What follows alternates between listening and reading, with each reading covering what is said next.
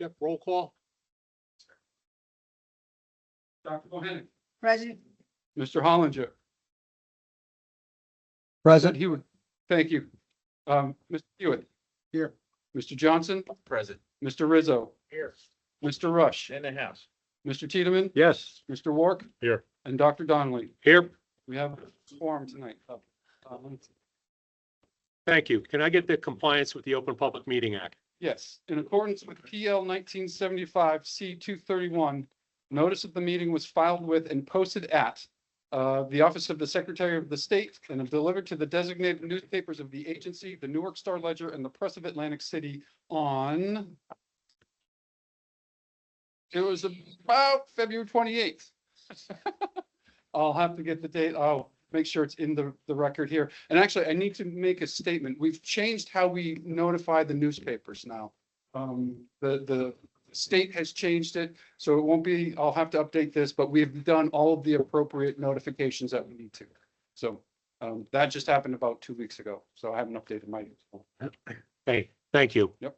I would like to ask everybody to stand for the Pledge of Allegiance.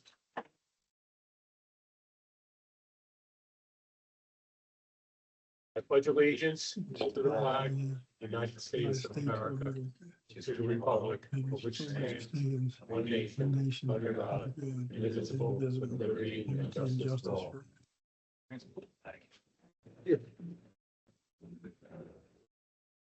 Thank you. I'd like to remind anybody, there's a sign-up sheet still in the back, I believe, for people who would like to speak. You would add your name to that if it's not already there. Our first item is the minutes of the January 8th meeting. Are there any additions, omissions, or corrections?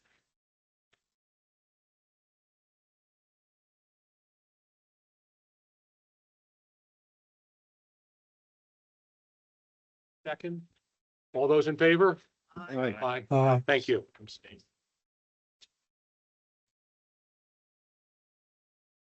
Yeah, public comment for things not on the agenda.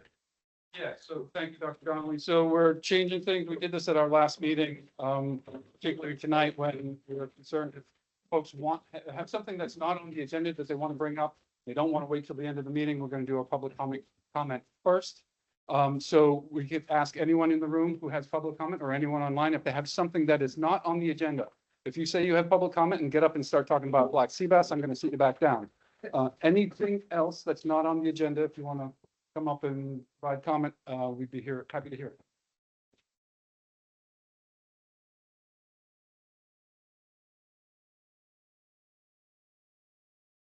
One thing I do want to mention, handout number 16, we usually do this at the end, but if we're doing public comment now, handout number 16 is just an email that I received to discuss potential tautog regulations. ASMFC is looking at potential changes for New Jersey. And so this was just a comment about what they would like to see. We will get to that process probably over the summer. But you have a hand up, you have a comment already. That's it. Thank you.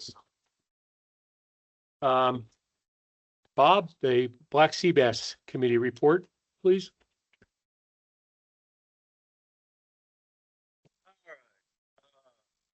Two meetings of the New Jersey Marine Fisheries Council Recreational Black Sea Bass Advisory Committee were held February 12th and March 18th to talk about options for the 26-27 New Jersey recreational fisheries. At the January 26th meeting at Atlantic States, Black Sea Bass Management Board, coastwise recreational harvest liberalization at 20% was approved and allocated among 3 regions. Northern regions, Massachusetts, Rhode Island, Connecticut, New York, received up to 27%.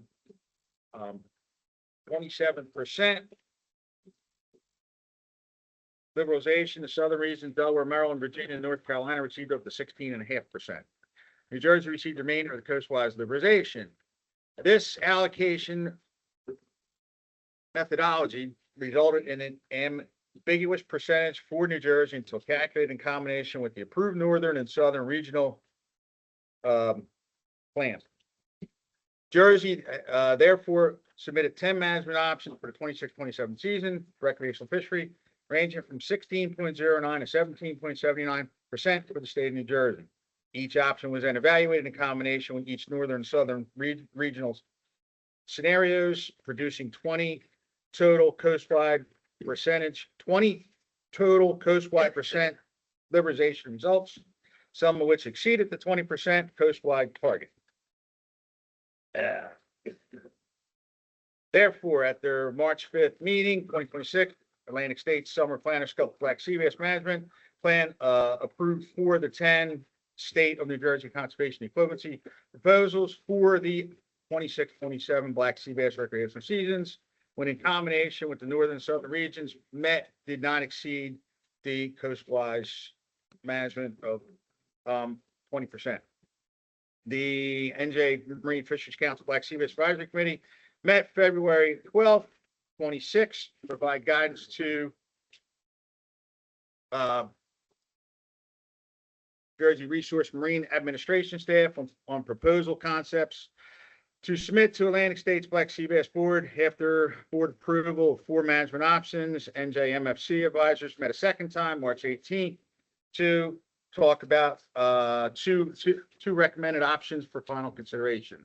The current New Jersey Black Sea Bass measures a 10 fish possession limit from May 17th to June 19th, 1 fish limit 7/1 to 8/31, 10 fish limit October 1st, October 31st, and a 15 fish limit 11/1 to 12/31, resulting in a 188-day open season. The 2 options forwarded to the full council for consideration are option 6 and 10. Are they going up on the board or? Yeah, it's getting on now. We have a presentation, Okay, all right. but I'll put them up now. All right, option 6 is a 10 fish bag limit, May 15th to June 21st. 1 fish bag limit from June 22nd to September 22nd.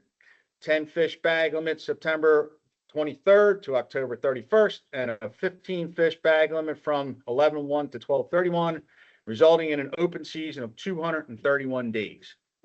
It's up on the board there. Option 10 fish bag limit, May 15th to June 21st. 2 fish bag limit from 7/1 to September 14th. 10 fish bag limit from October 1st to October 31st.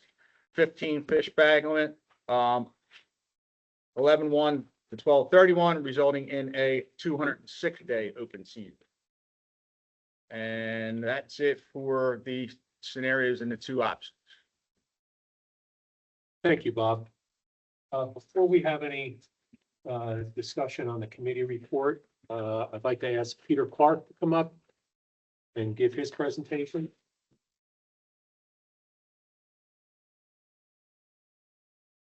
Thank you, Council. I appreciate the opportunity to go over a few things. So public is aware of the lengthy process that took place. We'll start with a timeline of events here. It's going to be hard for the folks in back. I'm sorry? Did you bring a hand up? For the council, I did.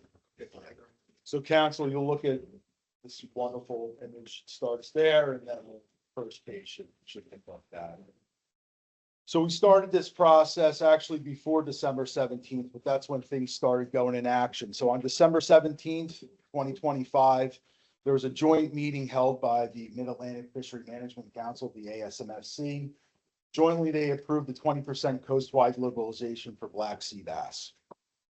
So in February 4th of 2026, the ASMFC met singularly and approved a 16.5% liberalization for the southern region, which is Delaware, Maryland, Virginia, North Carolina. A 27 or up to a 27% liberalization for the northern region, which is Massachusetts, Rhode Island, Connecticut, New York. Leaving the third region of New Jersey to receive a balance of whatever the balance of the coastwide liberalization not to exceed 20% would be. As Mr. Rush alluded, it was an ambiguous number. We really didn't have a hard number to go with. Anything from a 15% up to a 20% liberalization was calculated for many weeks until finally we had some further clarification from the board, but before that happened, on February 12th, the New Jersey Marine Fisheries Council Black Sea Bass Advisory Committee met to advise staff on concepts to start looking at our 26-27 measures. So we came up with a number of, probably about a dozen ideas, more than that, and we whittled them down over time to what you will see here eventually. Also occurring on the February 13th, we opened comment open public comment for Black Sea Bass options. During that comment period on March 5th, the ASMFC approved 4 of the 10 New Jersey Black Sea Bass proposals that were submitted. We closed public comment on March 11th, which was a 31 open day period. On March 18th, New Jersey Marine Fisheries Council Advisory Committee for Black Sea Bass met again to recommend 2 of the 4 options that were approved by the ASMFC, which you're going to see in front of you. And it brings us to today, at which point your council is going to determine final measures. Pat, if you can go to the next slide. So we had a 31-day open public comment period. It's like we're missing something. We received 1,384 comments. I assimilated them through Microsoft AI Assistant. I didn't read through all 1,384, but I'm going to attempt to provide you with the Cliff Notes version. Out of all those comments, they really ran the gamut. We were not asking for a vote on options. We wanted generalized comments, and that's exactly what we received. So there was 2 main themes that came out of these 1,300 comments. 2 main themes: 1, season length, and 2 was the summer bag limit. So under the season length, we heard a strong desire for longer seasons and fewer closures. Many comments talked about September opening, filling the gap between fluke closure and the fall sea bass. Some requested returning January and February winter seasons, and there was requests to eliminate mid-season blackout periods. As far as the summer bag limit comments were concerned, the 1 fish limit during the July-August was too restrictive and not worth fishing for. Many suggested increasing to 2 to 5 fish during the summer months, and commenters noted it's difficult to justify cost of a trip for only 1 fish. So the 2 main options that you see in front of you tonight really speak to those 2 themes that we saw through the comments period. Next. There were some other background comments that we received. They weren't the majority. Like I said, the majority fell into those 2 themes that I just spoke towards. But some other comments that we received were speaking towards size limits. So most preferred keeping the current 12.5-inch minimum size or making a slight increase to 13 inches. Some folks want a reduction in size to 12 inches or smaller. There was some concern that small fish don't yield enough meat, and there were some suggestions of a larger minimum size of 14 to 15 inches. We also had a bag limit distribution comments. Many folks preferred, many of the comments that spoke towards bag limit distribution preferred consistent limits year round. In other words, 5 to 8 fish for the entire open season, rather than going from 10 to 15 to 1 to 10 and having fluctuations in production. There were some suggestions reducing November, December limit from 15 fish to 10 fish and reallocating those to the summer fishery. And there's concern that the 15 fish limit was excessive or is excessive in this case. Next. There's a few other issues that were brought up during this public comment period. Enforcement concerns. There was many reports of people keeping undersized or over the limit fish. Stock health. Most people acknowledge that sea bass are abundant, that abundance is high. People spoke towards discard mortality and concerns about fish dying when released from deeper water. There was commercial versus recreational, where people were exhibiting frustration that the recreational anglers faced stricter limits than the commercial fishery. and state allocation fairness, where some were upset about New Jersey getting less increases than neighboring states. Next slide, please. Which brings us to we have three options. The first one is status quo, serves as a reference. Options 6 and 10, you'll see some blue highlighted cells. Those blue highlights indicate where there is a variation from the current status quo regulation. And I don't think I need to go over what those are. I certainly can. Council, if you want me to go through them? Well, Bob went through them. All right, Very good. so that leaves us with what you have in front of you. Does council have any questions? Seeing none, thank you, Peter. You're welcome. Wait a minute, Pete. Sorry. Can you real fast, I mean, I don't know how many people in the room are educated on why there's more emphasis on sea bass in the summer months? Sure. So I think you're speaking towards the possession limit of one fish versus Yes. two fish a pen. So what you're seeing here is in option number 10, when we go to two fish, that absorbs roughly 8.7% of the total liberalization that we're allowed. I believe we're somewhere in the neighborhood of 16.3 to 16.8% liberalization. I don't remember which one's which, but that's the range, you know, we're talking about a half of a percentage point between the two options, probably even less than that. So when we start moving days around in the summer, in July and August, or we add possession limit, one fish in the summer, we absorb a lot of that percentage of liberalization. Yeah, does that cover? Yeah. Yeah, say it, sir. I'm sorry, just Pete, to clarify that, I think even more, I saw on the chart, I think that's what Pat alluded to take that 5 fish additional in the fall and give us 5 Okay. fish during the summer. Right. Why can't you do that?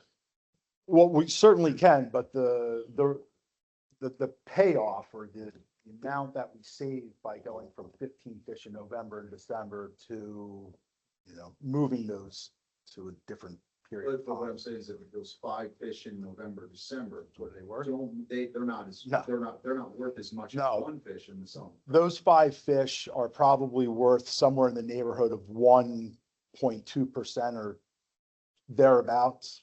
Same with the number of days. So if you were to move 30 days out of November, you might gain a couple of days during one of your other more prolific periods of time, whether it be July and August or May and June.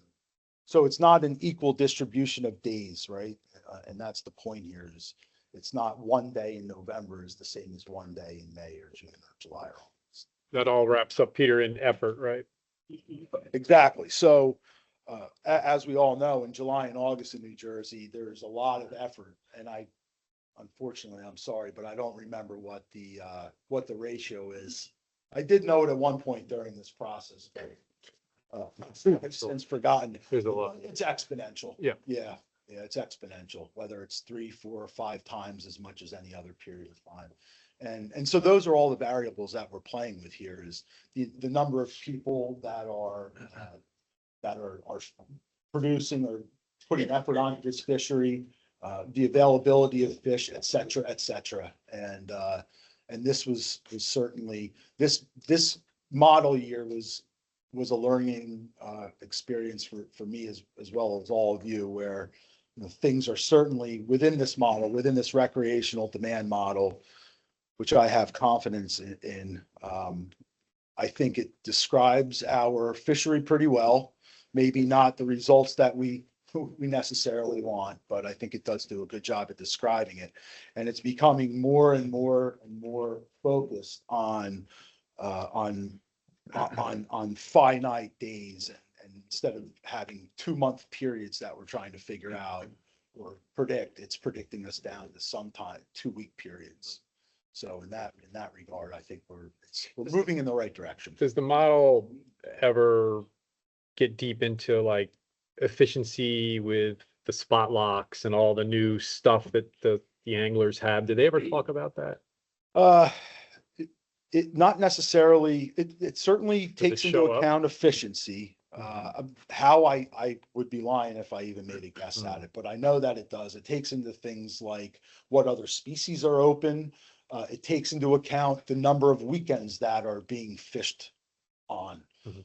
As opposed to a weekday, as opposed to a Monday versus a Friday versus a holiday. So it's becoming very aware of these differences, where we used to be able to, quote unquote, fool it into doing what we wanted. Mhm. It knows better now. Thank you. Pete, is weather in that, Pete? Let me think. Weather, yeah, so it does not use weather predictions, or it doesn't predict weather. As far as I'm aware, weather is not a factor. Thank you. Any other questions for Peter? Thank you. You're welcome. Thank you very much. Thank you. Thank you, Peter. Thank you, Peter, Thank for you. that update. So now you have the rundown from the committee report, ASMFC's process, our public comment period. And so I just wanted to make a couple of comments. One, you all should have received the public comment by email. Joe and Walt, you got hard copies. So that's what Pete was summarizing there. I did get a handful of emails outside of that comment process. That's handout number 5B in your packets. It's just, there were 4 or 5 of them. And then, so I guess we're essentially at the point where council can deliberate, but before we do that, I really wanted to, this has been, Pete just mentioned, this has been a learning process for all of us. It's a new model, it's a new process. Even the percent change approach has been tweaked since last time we used it. I just wanted to recognize our commissioners and council members who fought for what New Jersey should be getting. Joe, Adam, Greg did their best to get us what was fair. I think we ended up with not equal, but it could have been worse. Council, our advisors, they participated in this process. Everyone who submitted public comment. This has been a very, in my mind, from a staff perspective, this has been a very successful public comment gathering information type period. But I really wanted to recognize Pete Clark, who's been working his tail off since, what was the first date? December 4th, December 5th. He's eaten, slept, and lived black sea bass for 4 months. October, thank you. He mentioned the 10 that went to ASMFC. I think he came up with 60 different options that we kicked around the office. And each one of these takes 30 to 45 minutes to run through the model. So I just wanted to recognize everyone who's involved, but Pete really deserves some kudos for the effort that he's put into it. So I just wanted to do that. And now I'll kick it back to council to deliberate. Thank you. Yeah. And thank you, Peter. For us to have deliberation on the committee report, I would ask for somebody to make a motion. Eleanor? I'm gonna make a motion that we support option 6, and the reason why is it gives us the most days. Because if we lose those days, we'll probably never get them back. And at least it gives us 16.27% of the quota. Whereas option 10, we have periods closed during the times in option 10, whereas option 6, we're open for the whole season. And we're only at 16.09% of our increase in the quota with option 10. So option 6 is our best the option to go with, even though I think we should really have gotten our 20%, and it's sad that we don't, because I bet we could have had more two fish days with that. Thank you. Is there a second? I'll second it. Thank you, Greg. Council will open this for discussion. Does anybody have anything they would like to say before we offer the public? Eleanor said it best. I just had a question on, I think it was covered. What was the rationale where it's 15 November 1st to December 31st of not moving some of those fish? Could you just review that again? Yeah.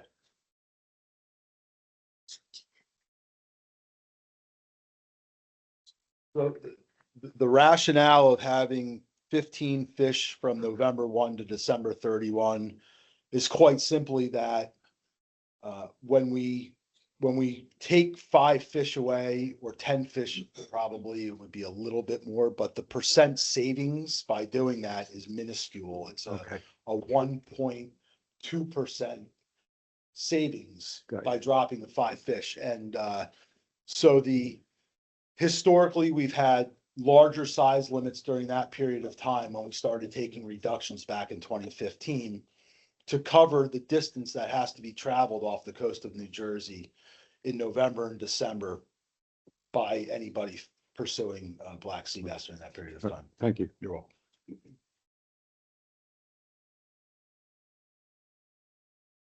Okay, Jeff, if you have the sign-in sheet, So we didn't do a sign in for who wanted to speak. Okay. You can just do raise hands, and Heather, if you want to. Folks in the room, just raise your hand. We can call on you as we see you. Maybe start on this side and work this way. Folks online, go ahead and raise your hand. We are going to do the folks in the room first. But when we get to the folks online, we'll call you individually. You'll have to unmute your mic and speak. But yeah, we'll just move through the room. Do you want to call them? Do you want me to call them? you have them right there. Yeah. Jeff, is there a time limit? Yeah, so for those who are speaking, just to keep the meeting moving and so that we're not all here until 10 PM, we're going to start with a minute for everyone who wants to provide a comment, both in person and online. And then if some folks want to come back for a rebuttal at the end, we're going to go through everyone first. Then if some folks have a rebuttal or want to raise a second point, we'll have some time, but it'll be even shorter than a minute for the second round. We ready? I think we're ready. Okay. Anybody in the room who wants to provide comment? Steve, why don't you come up first? Yeah.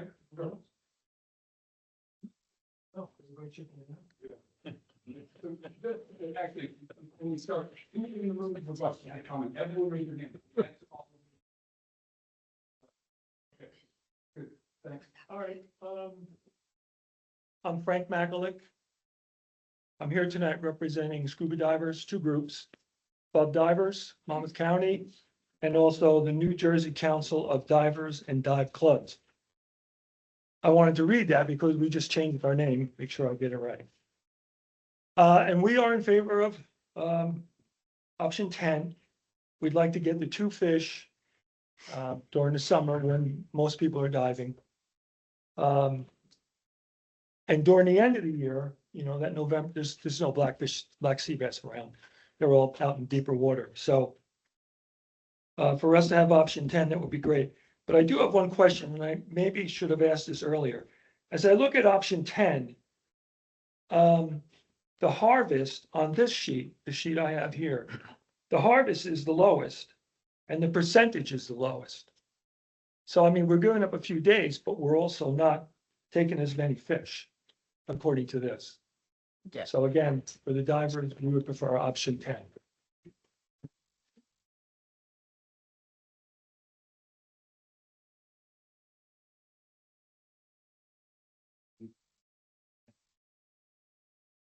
Hello, Stephen Machalaba, Middletown, New Jersey. I'm presenting comments on behalf of the Highmark Striper Club of Middletown, Monmouth County, New Jersey. The 40 members of the Highmark Striper Club that responded to my survey showed they are almost unanimously in favor of option number 10. I don't know what you're going to do with 1 sea bass, like we currently have. Following comments are mine as member of New Jersey Marine Fisheries Recreational Advisory Committee for Black Sea Bass. I'd like to thank Captain Adam Nowalski and Joe Semino for their efforts at the Atlantic States Marine Fisheries Commission meetings. We ended up with 20% increase in the quota. It appeared that the increase would be 0. Several of the other participants and staff in this meeting lost sight of the fact that sea bass were at 284% of the target biomass. I'd also like to thank Jeff Brust, Peter Clark, and everybody else in New Jersey Marine Fisheries for all of their work in trying to make New Jersey's regulations fit into the statistical models mandated by Atlantic States Marine Fisheries and developing the 4 options that were approved by Atlantic States Marine Fisheries Commission. However, 20% increase was then whittled down to 18% and now finally to 16 to 17%. Atlantic States Marine Fishery Commission was established to maintain fisheries and regulations in states along the Atlantic coast. They've allowed themselves to be taken over by statisticians pretending to be fisheries management scientists. They could have directed the states to develop regulations that incorporated the 20% increase in the quota in their regulations. Instead, they gave themselves the authority to distribute this increase in sea bass quota among the three regions in a manner that they believe to be fair and equitable. What they impose upon New Jersey's recreational sea bass anglers is neither fair nor equitable. We should have been allowed a larger increase in quota. We need to take whatever measures necessary in the future, stop the Atlantic State Marine Fisheries Commission from screwing New Jersey anglers again. Thank you. Sorry, I had a timer set, but my volume's way down, so we didn't hear it go off. So I'm gonna stand here. And when your time's up, you can throw my pen in. Get the hook. Time slot now. Go ahead, give your introduction, The gong show. give your name. and I'm Hi, my name is Mickey Sherry, and I represent the Fish Hawk, which is located in Lacey Township.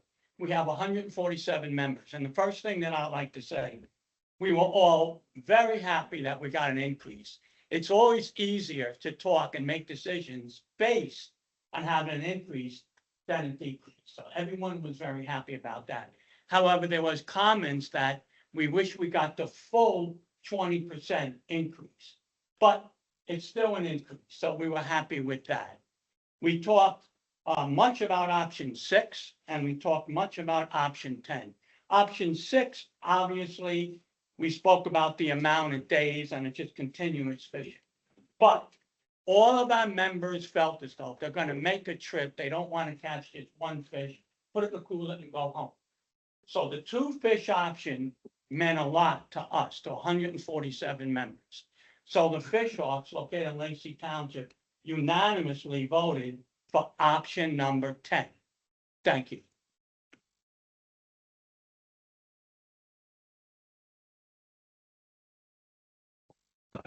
Don Orients, I represent 2 fishing clubs, North Peyton Fly Casting Club and the Spring Lake Live Liners. Neither of our clubs are happy with the options because of what the biomass is. We should have a lot more fish coastline. But we settled for option 10 for both clubs.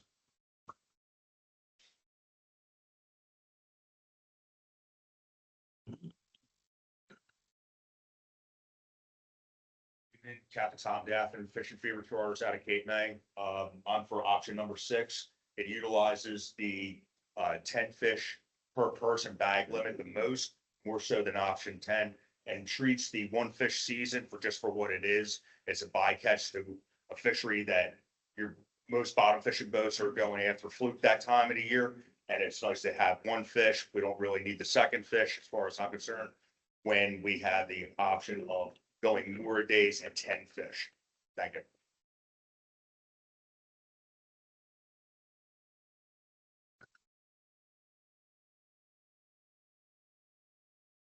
you. Bob Cook, charter boat, full head, Cape May, New Jersey.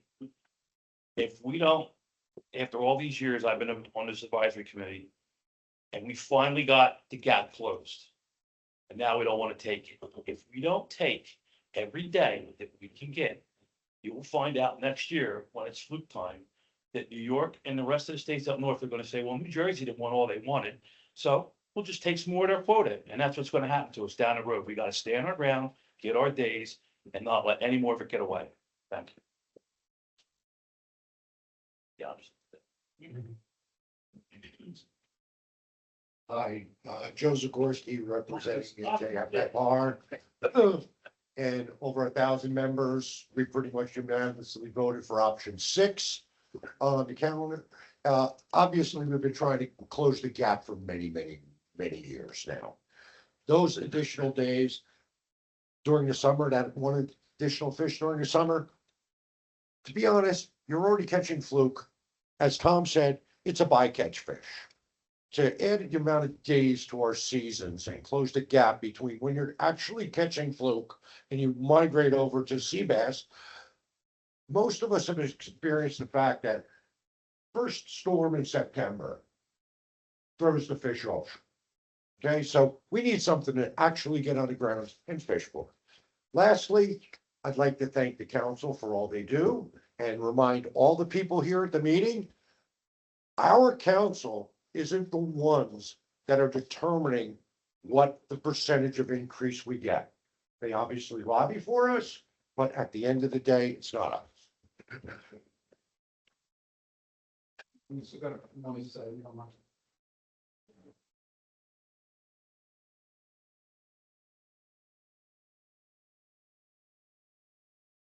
Hi, good evening, council. Eddie Yates from Barnegat Light.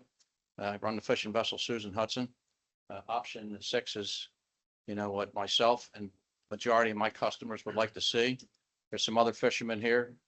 Just like that gentleman said before, and Eleanor presented it so elegantly, was 231 days. It's a lot of time. No breaks, no law enforcement problems.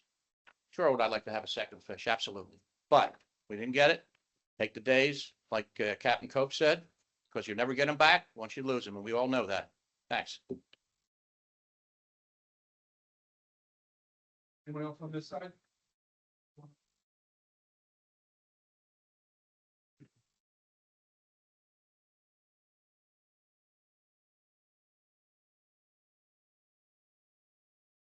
San Marcino, Charter Boat Merriam 4, Barnegat Light. I support option 6, 4 days on the water, more money in my pocket. Thank you. Going out over here? No. No, here's open. No frills. Oh, there it's okay. No, go ahead. We'll all get a chance. Sorry, I didn't see the hand back there. Good evening, Ted White, Charter Boat Super Chick, Barnegat Light. Myself and my customers support option 6. 4 days on the water. And as the other gentleman said, we've given up too much in the past and that has to stop. Thank you.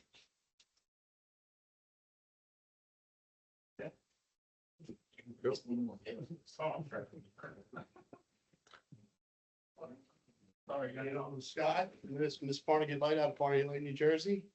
And President Eddie Yates and other captains up there, and we'd like to see the number 6. More days on the water. So, thanks.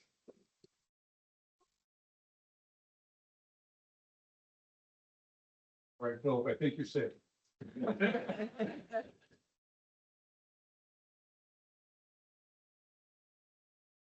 Phil Simon, I'm representing the guys from the Village Harbor Fishing Club. We currently have about 168 members this morning, I think.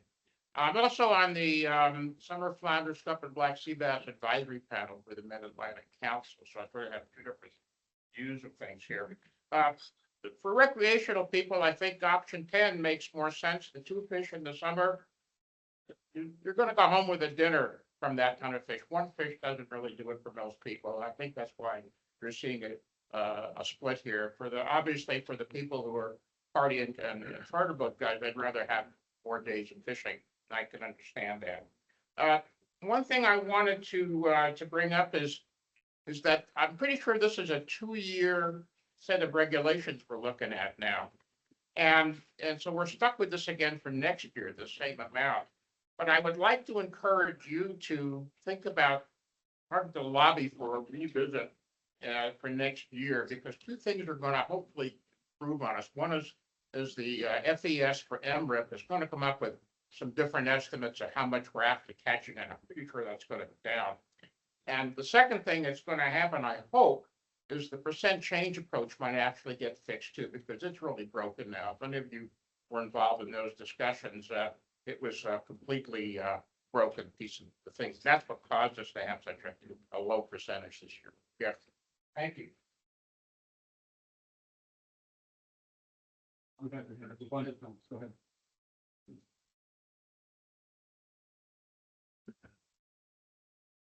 Council, how you doing? Chris Lido. I am Mid-Atlantic Fisheries Management Council on Tilefish, but I also represent the Gambler Inc., a party boat out of Point Pleasant, New Jersey, and United Boatman. I need to take my personal fishing cap off and put on my business cap, because the extra days for option 6 are definitely going to keep me working.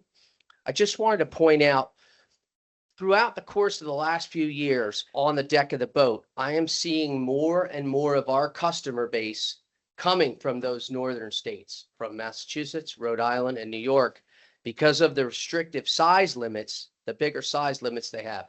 People are coming in New Jersey, so those extra days will definitely put more people on the boat. So as much as I would like to have that extra fish in the summer, that's more money. That's more days on the water. There's more people to stay in our hotel rooms, more people to visit tackle shops. So as a party boat captain and deckhand, I'm in favor of option 6.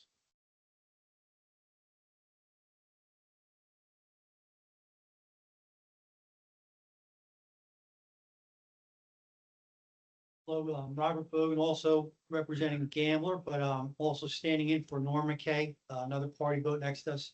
Between the two boats, we're carrying roughly 15 to 20,000 customers per year. So it's important to us to have that option 6, that one extra fish. It's an incidental fish. It's just heartbreaking for, like, we're half-day fishing, we're a lot of tourists. Kid catches a nice sea bass after throwing back 10 fluke, and now he catches a beautiful sea bass. He's got to throw that back. So I'll work for option 6. And again, just if you could continually remind the public that that 15 fish limit in the wintertime is just a tiny percent, because those few boats that do it need that winter season. Thank you.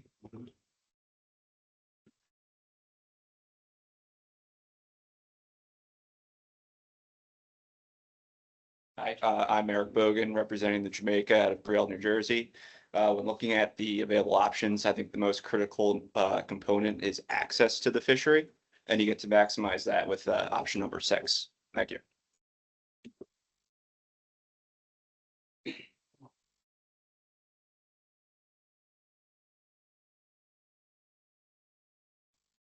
Yes, Paul Hartel, want to give my own comments and also that of Jersey Coast Anglers Association. And we're very pleased that these are the final 2 options because both are really good options. And I too would like to thank everybody involved with it, as stated by Jeff Brusson and Stephen Sullivan. Personally, I really like either of them, and I'd like to point out that with option 6, it does keep us open for almost the entire year. From May 15th to the end of the year. But another thing that nobody pointed out yet is that for the last three days of fluke season, you'll be able to catch or keep 10 sea bass, which is a nice bonus for everyone. However, Jersey Coast Anglers Association and the majority of their clubs supports option 10. They just feel it's very important for the average person to be able to bring 2 fish home to eat. There's a lot of times when they can't catch a keeper fluke, and there's not much you can do with one sea bass. So I'm okay with either option, but Jersey Coast supports option 10. Thank you.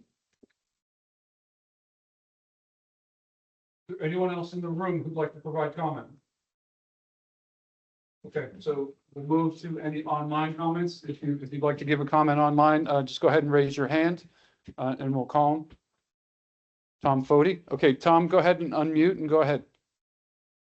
I'm still going to keep you to 1 minute, Tom. Yeah. My name is Tom Fody. Now you're laughing, so I'm just losing my minute here. I'm sorry I can't be there in person. I'm going through some health problems. And that's why I haven't been involved in a lot of discussion going on. If I would have been writing to the governor's office and the new commissioner appointee to basically tell them we need their help to basically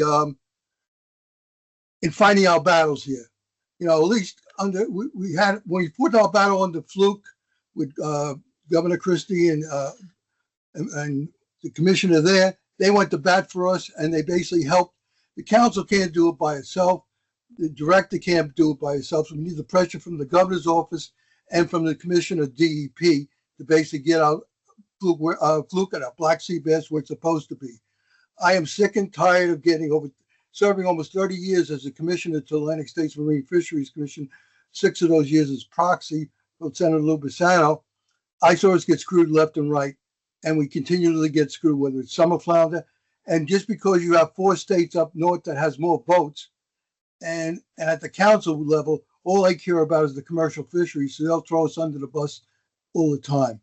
So we don't have the votes at the council because we only have 3 members, and we don't have the votes at the commission anymore because most of the commissioners that were basically there from other states are now commercial fishermen. They just basically listen to what their states want and they fight for it, and we get the raw end of the stick. So we need this new governor, this new commissioner to take on, and next year to get our full 20%, which should be 40%, because again, the American Fisheries Society, when we started doing research 30 years ago, The northern states have more fish than they ever had. New Hampshire and Maine never had black sea bass. They now have it because of the migration. But the fish, unlike whiting and ling and everybody else that left us because of the warm water, our warm water still produces it. So does the southern. So we should have been increasing the stocks. We should have got to 40%, and that's what we should require. And I'll shut up there. But thanks for your appreciation. And thanks for all the time you guys put in for this, and most is volunteers. Thanks, Tom. Anyone else? Jerry Zagorski, go ahead, unmute and go ahead and state your comments.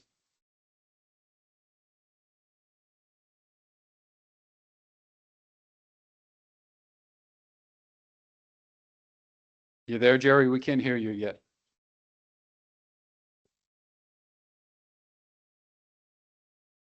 Tell them to unmute, Jeff. Jeff, tell them to unmute. Yeah. It's, is he still muted? Surprised. Okay. Jerry, we're gonna skip you right now. We'll come back to you. Okay, your brother's telling us you want option 6.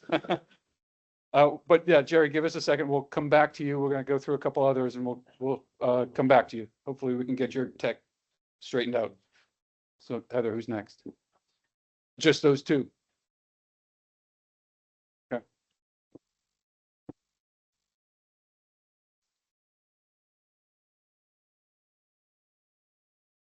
Okay, just those two. So Jerry, unfortunately, we can't hear you.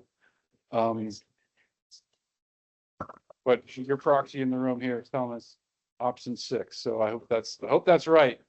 Or you guys aren't eating Thanksgiving together this year.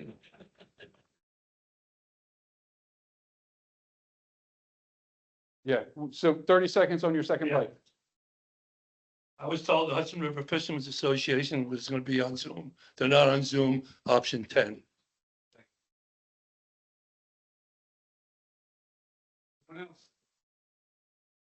Anyone else online, Heather? Nope, that's it. So there we have it, our comment. Oh. Tom Pody, you have 30 seconds. Okay. I'm going to say that we gave away years ago 20% of our commercial fishery to other states just to make these plans work. And we never got any credit for that at all. And basically, again, when the Massachusetts and Rhode Island came up years ago, we got cut on black sea bass. We really need to fight for the fishermen in New Jersey to be fair and equitable in treatment, and we're not being there. So write to the new commissioner and the new governor and make them hear your words, and your congressman. That's what we got to basically protect us. And then we need their help in doing this. Thanks, Tom. I think I figured out my mic problem. All right. Jerry, go ahead, Jerry. You got 1 minute. Yeah, so, well, having more fish to divide up is a nice problem to have. And as far as I'm concerned, it's all about having an opportunity to get more people out fishing and more days. Not sure about the rest of you, but, additional sea bass in the summer when fluke closes isn't going to make, an additional fish isn't going to make a real difference as far as I'm concerned. I want, for myself personally, a reason to go out fishing. So for this reason, I support option 6 because it gives us something to fish for when fluke closes and sea bass opens up again. Thank you guys for all your hard work, Peter, and all the rest of you. I know, this is a marathon, it's not a sprint, and I'm really glad to say I'm proud of you guys. Good for you. Thanks, Jerry. That's it, Mr. Chairman. Okay, council have any more comments? I just have one comment.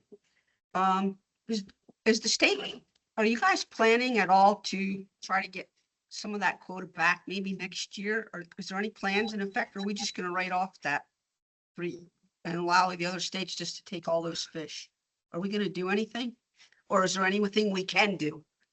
You mean the allocation of the 20%? Because I don't think it's fair. It's not fair and equitable to what they did to us. And they're gonna come for our other species, and what are we gonna do about it? You know, it's kind of scary. Right, yeah, well, so you know that our contingent voted, or, you know. Well, I know what you fought for guys our did. fish. I listened online. You It's did, you the- tried your hardest, Yeah. not your, but something needs to be done because ASMFC is out of control. Right, well, so. Well, and here's the other thing. I mean, we could join the other regions and be stuck with, what they decide or decide on our own. So it's a kind of like a double-edged sword. Public comment. So, yeah, I mean, I will say, we will follow the ASMFC process. We have opportunities. If we want to, use the nuclear option, there's always the nuclear option. I guess I could look to Joe and maybe Adam if they have any thoughts Any on suggestions? what There's to, gotta- what I'm to just worried about the do next future. year. Yeah, so, Because this is scary for what's going to happen to New Jersey. Well, yeah, I mean, I don't know if that's, Well, if it's necessarily precedent setting in that way. And keep in mind, unlike Fluke, where there are several states that are their own region. And Seabass, we're the only state that's its own region. So within regions, even in New England, where they got a larger percentage, several of the states, Connecticut got a much smaller percentage than New Jersey got. This is, so, and the same will be true in the southern regions. That percentage is going to be different for each state. So if you're picking winners and losers based on that, but that whole thing is a paper product, right, Eleanor? We could look back and have a banner year and have achieved a 40% increase in harvest from, But if we hadn't have gotten that 20%, maybe we could have given these people their 2 fish in the summer. That's the thing. You know what I mean? Yeah. Like, I believe in fair and equitable treatment. And if that happened to another state, I would agree that we shouldn't be doing that to another state. You know what I'm saying? Yeah, well. The ASMSC, I mean, I saw they didn't give you guys any support of what you tried to do there. It was terrible.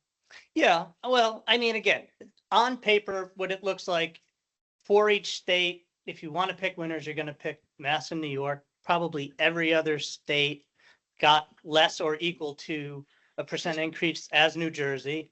That was, a conscious choice. They felt they had the most restrictive measures. The argument that was made at the commission meeting was if you look at the harvest, it tanked in those states. When New Jersey became its own region, suddenly we have harvest that equals the entire rest of the coast put together. So they're saying that we've built on this success that they have not been able to. We will reevaluate in, the options in 2 years. We'll see how these regulations did. Hopefully with a healthy stock there, the update will be ongoing, which is great. I think the RDM is getting better. Maybe the next round, there's a chance at more We liberalizations. don't know what MRIP's going to do, right? We will fight for a better standardized process and not this last minute.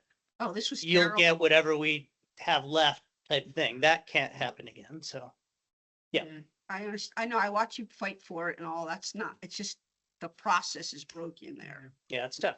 The timing, we were hoping to finally get the timing, and maybe if we do let this go one more year, it's 1 year where we have folks know well in advance and not this last minute stuff.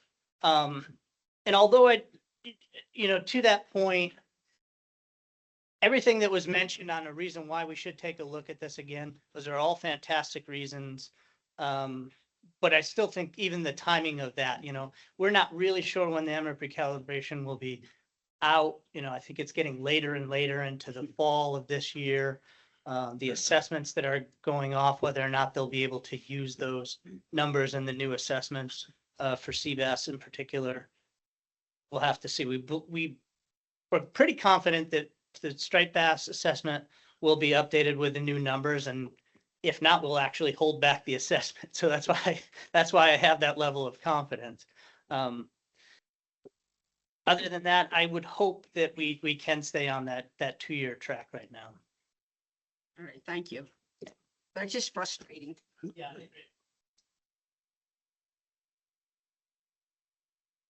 There's one more comment. It's up to you. Go John Toe, Salt Springs of Bergen County. Go ahead, John. Yes, our group went for option number 6, but I tell you, we have to do something with ASMFC. They just, we always get the short end of the stick, like Tom Fody said. It's always heads you lose, tails you lose. It's disgusting. This goes back all the way to 2017. We had a round table with Pintoni, and with John Bullard, Ray. Ray Bogan even brought up the sea bass. Said we have to do something with it, and we know the stocks are so rebuilt, but like we're always getting the short end of the stick with these people, and I think I said enough, and that's all my comment. Thanks, Phil.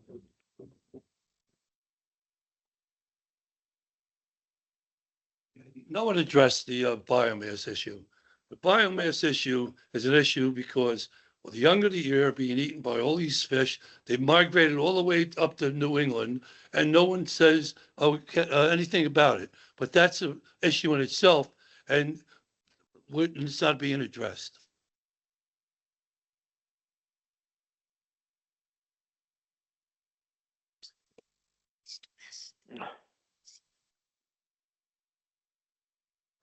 Okay, so by my record, there's a motion on the table with the second for option 6.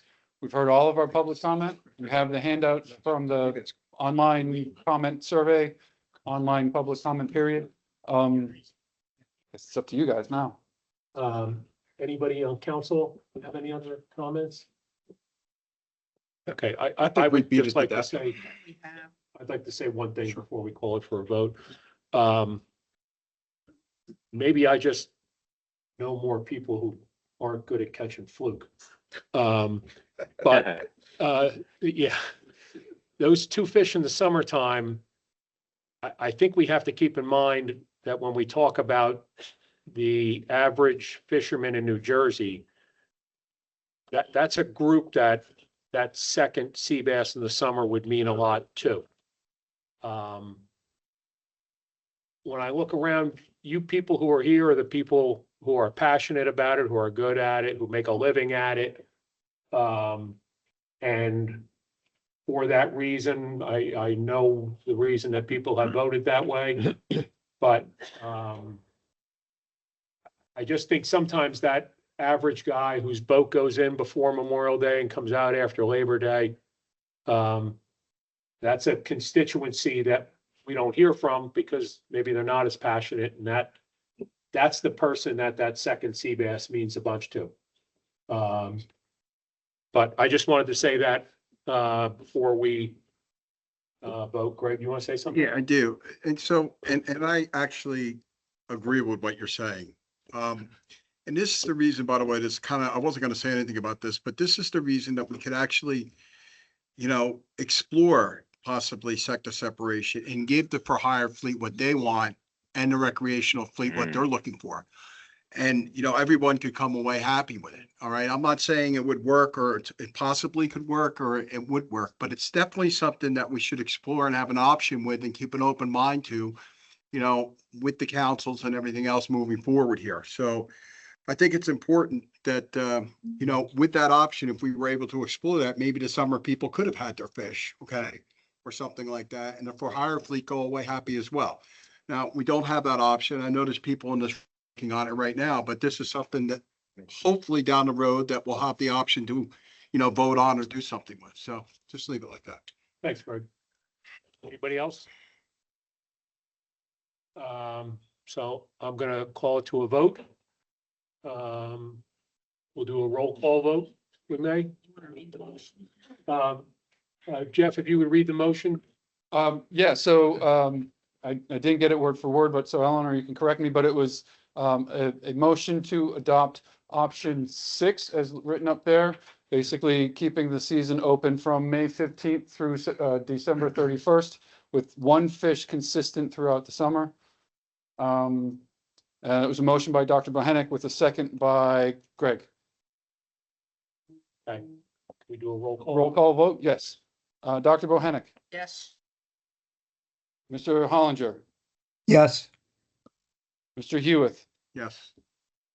Mr. Johnson, Yes. Mr. Rizzo, Yes. Mr. Rush, Yes. Mr. Tiedemann, Yes. Mr. Wark, Yes. and Dr. Donnelly, The Chairman motion- Donnelly, you do not need. to- Motion carries. Motion carries. I want to thank everybody for coming out tonight. We obviously moved Seabass to the beginning of this, so we didn't make you go through, tube worms and crab dredges and everything else that we have, blue crab lottery. Thank everybody. Thank the people online who were here for Black Sea Bass. And I personally would like to thank, the division, particularly Peter, for all the work they put into this. We had 4 options that everybody I heard from said, I can live with any of those 4. So I believe we're gonna have something good to work with for the next 2 years. So thank you all for your input. Yep. Yes, again, thank you to everyone. Thank you to council. You guys got the hard one. You got the hard job to actually decide. But I think, as Pat said, this year it was easier because they were both really relatively good options. So, but thank you to everyone for their input, everyone here for coming out, staff for their support, council for their support. Thank you. I want to take 2 minutes, see if anyone wants to clear out. Yeah, we're gonna take like a 2-minute break, just to let people leave if they want. If you don't mind, we have quite a bit to get through tonight. If you want to take your conversations outside, it's like 70 degrees. You got it.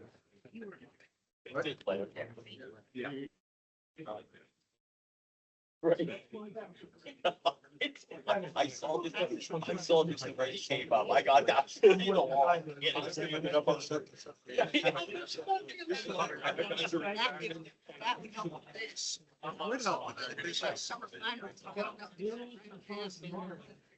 Right, change too. I mean, right.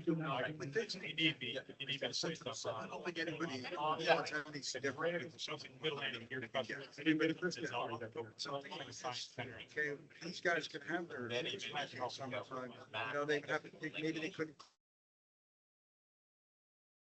No. It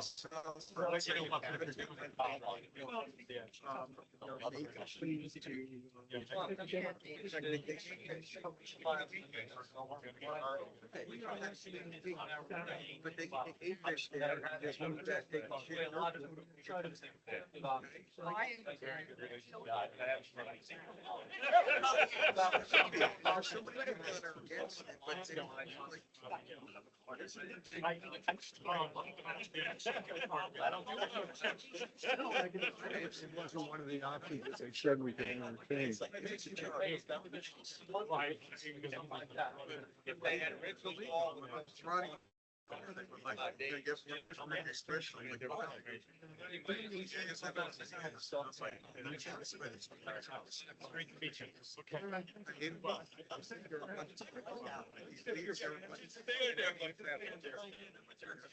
are a bunch of believers. Well, there's some that were those individual. I mean, I didn't really say anything, but a lot of times, you see a lot of illegal sea bass after in the fall. Those guys, when I'm out there, they're hitting them wrecks. I watch them, and they're taking a lot of sea bass out of season, little boats, the anglers. Yeah, but I see them like around, October, November, they're hopping on these nets. I see them, I'm hauling back, and there they are. Over the side, off they go. So I didn't really bring that point up, but it's good that maybe this season's extended and stop. Yeah, that's why I asked him to clarify that 15. Absolutely, yeah, there's not much value there, right? If they spread that into the summer, it doesn't get you much. Because it's for some big boats that gotta go 30 miles. Right. And attract customers. It's really that's a hard decision because you want to see people get a couple of fish. Yes, you and I are probably thinking the same way. Yeah, it's just, what are you gonna do? There used to be 7 party boats in Barnegat Light, it's like 2, 1.5. You know what I mean? I mean, our town is gentrifying rapidly. Absolutely. Well, I'm Point Pleasant. Yeah, trying to make sure that But, yeah, to make sure there's somebody left. But, you know, that makes their living in the water. I always tell those party boat guys, you're no different than me. You just fish with a different gear type. Yeah, absolutely. You know, they do. They get paid by people when they have fishing poles, but they're a commercial. Yeah, I agree. I've told them that for years. You know, you can see it coming more true all the time. There's a sector separation, maybe something good. You know. And that was a good. Yeah, suggestion. I've always supported that. Yeah. Because they can't make it. Yeah. So it gets down to. But most of these guys are doing field trips during that time anyway, right? Yeah, most of the party boats are fluke in, yeah. So, but it's, you know, that extra days in the fall, give them a lot of. Yeah. And there's bigger fish in the fall, and the fish in the season, they start biting. Yeah, I think it's a good problem to have. Yeah. Finally, we've got a good. It's a good problem instead of being told you gotta cut it. Yeah. Peter did a heck of a job, he got breaking the analysis. Oh, yeah. Hunters. Very happy with his work. I remember he was a student on my boat. What's that? Chris Chambers. You know? Yeah, I know, Chris. Yeah, I got those live monkfish for him back in 2000. Yeah, they had them stored in the tank. Yeah, they were mine. Oh, really? Oh, Yeah, cool. Chris is a good friend. Oh, Yeah, I cool. thought you might know him. Yeah. What a guy. I love Chris. He was my friend. Yeah, what a good scientist. And he's a smart man and really enjoyed Chris's company over the years. He got pretty seasick on board, but he lay right on the floor. But, Peter was a student then, Peter's Clark. We're gonna start the meeting, please.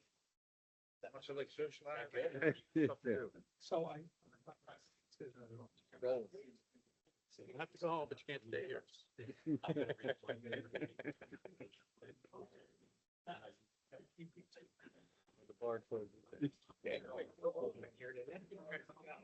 Okay, we have a lot to go through here, so, we don't have an enforcement report. Correct? Correct. And Captain Scott is listening in. He's under the weather. We asked him not to come. So he's listening in. If we have any questions for him, does anybody have any questions? Seeing none. Thank you. Thank you. Shellfish Council reports. Delaware Bay. Yes, thank you. We held our stock assessment on February 4th and 5th. On March the 3rd, the council had their meeting to set the quota and the transplants, and all that is finished. Our date for opening season is set for April 6th. That's all I have. Thank you. Any questions on that? You had your stock assessment too, right, Barney? Yeah, that was February 4th and 5th.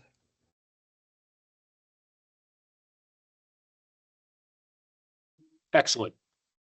Atlantic Coast? Okay, Shellfish Bureau report. No one's here in the room. I don't know if anyone's online. Have you seen Russ or Jeff? No report. Okay. Legislative. So handout number 6 in your packet. You'll see that it's bigger than it has been the last couple of sessions. Partly because we're in a new legislative session and everything that didn't pass last time got reintroduced. I'm not going to go through it. There's 6 or 7 pages just of state legislation. There's another 5 pages of federal legislation. There are things in there on for the state legislation. There's stuff in there on reefs. There's stuff in there on aquaculture. There's stuff in there on lobsters. There's stuff in there on menhaden. Probably at least 2 of each of those topics that I just covered. So I thought, given everything else we're going over tonight, I'm not going to dive into any of those. If you have any questions on those, you know, when you look at it later on, shoot me an email. I'll dig up whatever information you're looking for. But handout number 6 is the legislative report for this month. Thank you. ASMFC? I'm going to turn it over to Heather for ASMFC. Try to give you some quick highlights from the meeting. From the lobster board meeting, Jonah Crab received the results from the data update for the offshore southern New England stock. The data through 2024 indicates the results were consistent with the stock assessment where abundance was not depleted to historic lows and fishery performance indicators were poor. For winter flounder, the stock assessment results were presented. For the Gulf of Maine stock, it was unknown if the stock has been overfished. Overfishing is not occurring. For the southern New England mid-Atlantic stock, it's not overfished or experiencing overfishing. And there'll be no changes to the commercial or recreational measures because the stock numbers are still low. For spiny dogfish, they approved the commercial quota for the 2026/2027 and 2027/2028 fishing seasons at 9.2 million pounds. That's a 1.5% reduction in quota. For coastal pelagics, the cobia stock assessment is in progress with anticipated peer review in 2027. For Menhaden, the PDT had a progress update on the addendum that is going to develop the options to more evenly distribute the harvest of the Chesapeake Bay reduction fishery cap. They're going to consider approval for that draft addendum for public comment at their May meeting. There was a report of the advisory panel's review of the results of the 2025 stock assessment. And based on the advisory panel and the public comments, the advisory panel is going to review the state quota utilization over time and provide comments for the board to consider reallocation at the October meeting. Finally, from Menhaden, there was a TC update on review of the bait fishery biological sampling requirement. They found some inconsistencies with their aging, so they decided to pause further analysis. And the TC recommended maintaining the current sampling size requirements for states, but they're going to reevaluate that at a later time. And finally, for striped bass, the state implementation plans for all the states were approved, but that's for New Jersey. It's going to standardize how we measure striped bass by squeezing the tail, and that needs to be implemented by January 1st of 2027. The board provided some initial guidance to the work group on future striped bass management. ISMFC staff's going to develop more specific options for the work group recommendations, including the composition of the group, the process, and the timeline for boards to consider in their May meeting. The Stock Assessment Committee provided an overview of the current biological reference points and requested some board guidance on items like balancing female spawning stock biomass and spatial management. The board's going to provide that information at its May meeting to the work group. And finally, they reviewed a report from NOAA on some considerations for aquaculture of striped bass. The board's going to review a technical memo on that and consider some follow-up discussions with NOAA Fisheries at a future board meeting, but that one doesn't have a date. So that's the highlights. If you have any questions. Anybody have any questions? I don't have any questions. I just have, like, you sit and you read this. I don't know how Adam and some of the other people go through this. This is like totally absurd. It's like winter flounder. I'll take that for an example. There's significant reduction in landing is largely attributed to low availability or low effort. However, it's not overfished. Then we go to southern New England stock. Although the stock is not overfished and not experiencing overfishing, trends in the survey, in indices and model estimates all continue to indicate the stock is in poor condition. It's like, what are we talking about? I mean, it just makes no sense. If you can sit there and come out with the reports, and this has nothing to do with you, but I actually do sit and read this. This is absurdity. It's just like the Atlantic States. It's like, what are you doing? And I'm sure I'm not the only, I'm sure he can probably say the same thing. It's like, I just don't understand this. It's like you go back and forth and it's this, that, and the other, and it just comes back. It's inconclusive what they come. Is that the idea? We just make it inconclusive. It's frustrating to sit there and look at it. I don't, when's the last time anybody called a winter flounder? Long time.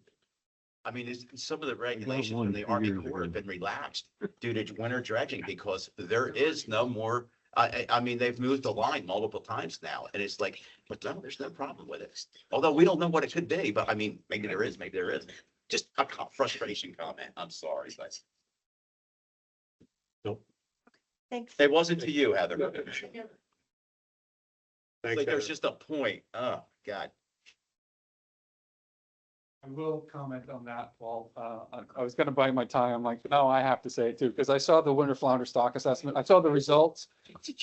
Population has done this, and I was not involved with it. And they said it wasn't overfished. I'm like, they changed their model somehow, and I didn't dig in to see how or why, or maybe they're saying there's been a regime shift or something like that. But if you look at the population trend, and then look at the output of the stock assessment, it leaves your head scratching. Yeah, So, I mean, but yet they're not admitting that anything is wrong with their previous estimates. And Which is great, but I will say that wasn't ASMC, it was the Northeast Center that did the assessment. But anyway, yes, the point is well taken. It's like, Reminds us of codfish, doesn't it? yeah, yeah. so Yeah, anyway, exactly. that's my, Didn't go there, that's my own personal standpoint. That is not a New Jersey Division law. I know. Sorry to get that going, but I'm just, it's Winter frustrating. flounder was an after-school activity in Barnegat Bay for every, red-blooded kid, when I grew up, to be honest with you. Mid-Atlantic Council update, handout number 8. I'll make this brief. Joe alluded to this with responding to Eleanor's comment about MRIP data. So they finished the survey, they've finished the data collection for the revised methodology. They sent it through a peer review of both the survey itself as well as the recalibration methods. Both of them passed. So now NIMS just needs to actually implement the recalibration. Those results were initially supposed to be due in the spring. With the fall government shutdown, it got bumped to sometime early summer. Now we're hearing that it might be even later than that. We don't know, but the take home here is that the science behind the method has been approved. Now we just need to implement that and come up with new estimates. And yeah, as Joe mentioned, they will be rolled into new stock assessments whenever they are available. And it may result in some assessments being delayed, maybe not. Next page, recreational sector separation amendment. So this is something that we've been talking about for a while. They had a draft amendment at the last meeting, and council said, wait a minute, we need more input on this. So they suggested a stakeholder workshop. At this past meeting, council talked about the method, what that stakeholder workshop would look like. They're planning on holding it in September of 26. The workshop will convene a small group of 4 higher and private recreational stakeholders to provide input on and help refine the range of draft options that go into the addendum or the framework. That, to investigate what do we want to do in terms of sector separation. One topic that was originally part of the same framework document was recreational data collection and how that recreational data is used. A few meetings ago, council decided to separate those two because they're different enough topics that they didn't want to muddy the water. So recreational sector separation will be one document, and then this data collection and recreational data collection and use will be a separate document. Mid-Atlantic Council staff had developed an outline for what that document would look like, and the council's decision with everything else that's going on and this potential recalibration of MRIP. They said, let's put this on hold. So that's been put on hold until we know more, until the anticipated revision of the MRIP FES. So that's put on hold. Yeah, real quick. The sector separation, are they leaning towards species specific? It would be for summer flounder, scope, black sea bass, and bluefish would be the primary targets. Yep. There was a neat study presented from folks from University of North Carolina. They've got this prediction model. So we know that there's issues or concerns with shad and river herring bycatch in the Atlantic herring and mackerel fisheries. And sometimes, well, we end up having to shut down the commercial fisheries because of the bycatch of the river herring. This North Carolina group has developed this prediction model that can predict a week out where the herring and mackerel are going to be and where the river herring are going to be. And fishermen can use that to decide where to fish so that they know where they're fishing, where they are not predicting river herring, so that they can avoid the bycatch. So there was a presentation from this group there at the meeting. It seems like a really neat study. It's still preliminary. They're going to be going through updates, taking public comment and all that, and how to refine the model. Probably won't be implemented until, or they won't finalize the model until either later this year or early next year. So for use in the 2027 or 2027-8 fishing season. But as a nerd, I thought it was a pretty neat study. So Is that the magic 8 ball or is that the crystal ball? How are they doing that, Jeff? With, what did they say, with water temperature, salinity, or what are they doing? I couldn't tell you off the top of my Keeping head. it secret, I can tell you that. I don't, Greg, or Joe, Modeling. Adam, if you were, do you remember what the model was based on? I don't know it off the top of my head. I could find out, but. Yeah. I've seen some prediction models with sturgeons and things like that, that of that nature, you know, it's pretty interesting. With certain types of water that they'll traverse, and some of it is color and salinity, and but I was just curious. I can look it up. Yeah, well, it's, I mean, it's not quite real. Yeah, it's not quite real time. Some of the older information that they were getting was allowing them to do kind of like real-time predictions. This is more, I think, average temps and stuff like that, so they are using temps, but they're using periodic averages, I think, for the most part. The models are certainly capable of doing more if they're fed more information, and if it gets back to a point where they can start getting that information, because some of the earlier work that this is model-wise, this is better, but there was money to have the fleet actually participating and helping feed that data. So that was, you know, the kind of the best possible data that you're going to get. Fishing like that. You mean the midwater trawl fishery? Yeah. They collect. The model ground, they were using they were using the fishing to ground truth the model, or were they just feeding the model? They were actually providing the data. Mhm. Couple more quick updates. So there was some work where they could be coordinating with the Northwest Atlantic Fisheries Organization to update ilex squid quotas. That's still preliminary, so I'm not going into it. There was some coordination with New England Fishery Management Council on risk policy and decision tree type stuff. 2 new appointees to the SS Scientific and Statistical Committee. And then this one I thought is pretty interesting, as NOAA Fisheries is doing a risk reward kind of analysis. And this is a national thing, so not just Mid-Atlantic Council, but they are bumping up against constraints in terms of how many stocks they manage. And so they're trying to help prioritize. So they've come up with a risk reward policy on so that each council would have to prioritize the species that they're managing. And so they presented that. Mid-Atlantic Council received that, and it looks like they wrote, all of the councils wrote a letter to NIMS with concerns about how that would be implemented. So, but, you know, the writing is on the wall that even NIMS is running out of capacity.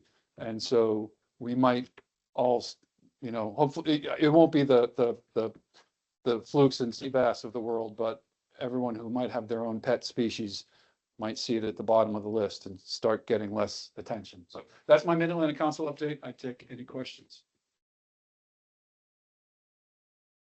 Seeing none? Seeing none, I'll move on to. Do you have one public comment on that? Somebody deep inside? Come on, Adam. Can we keep them to a minute? Give him 2. 30 seconds. I'm not really Mid-Atlantic Council member anymore. I'll leave that. But I'll speak to a couple things. I'll defer to Greg or Joe if they want to. And this probably would have been more helpful when a lot of people that were here before heard this, maybe some of them are still listening in. One, there is a NOAA Fisheries Mid-Atlantic Recreational Roundtable being held next week on the 31st. You have to go online to register for it. It's going to be a couple hours. I would encourage anyone here interested in recreational listening in, the public, to participate in that. That's the opportunity to get things up to a higher level.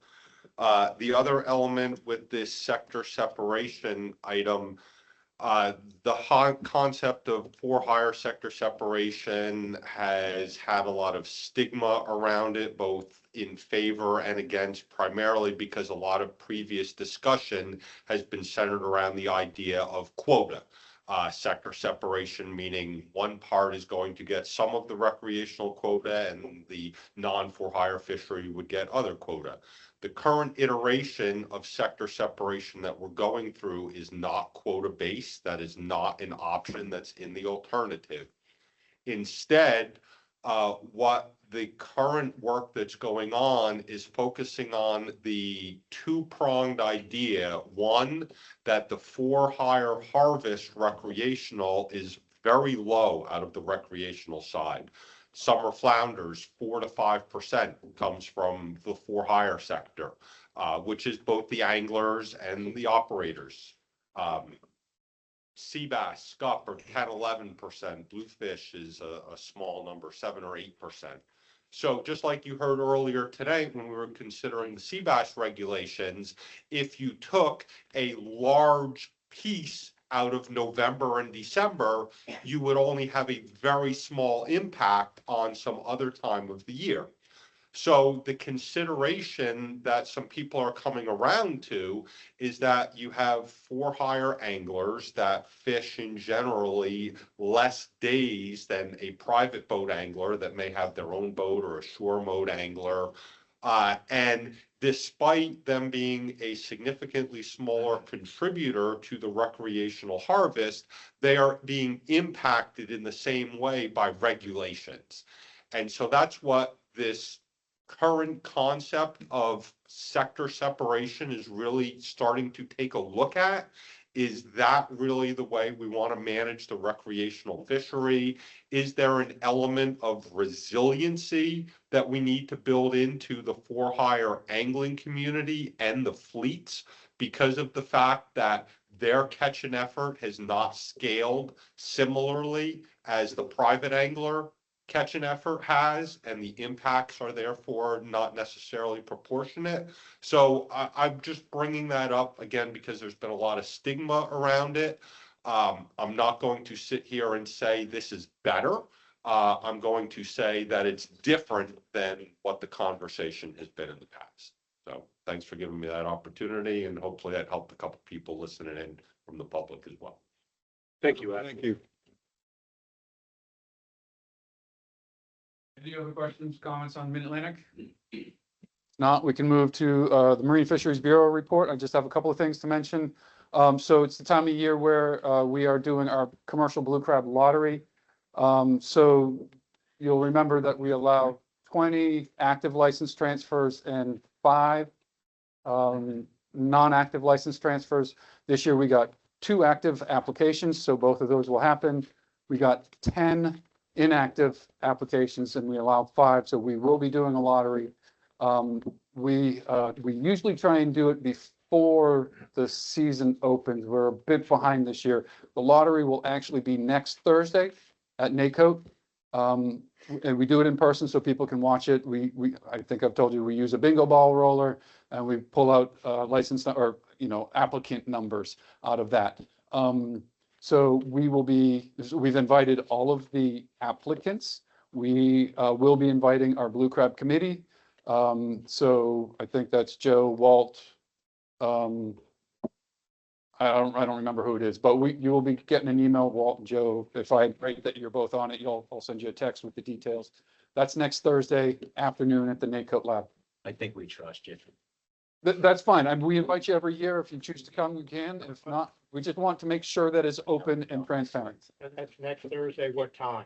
I believe it's 1 o'clock, but Matt sent me the details and I forgot to bring them. So 1 o'clock's not a good time because people are working. Right. Yeah. You can call in also.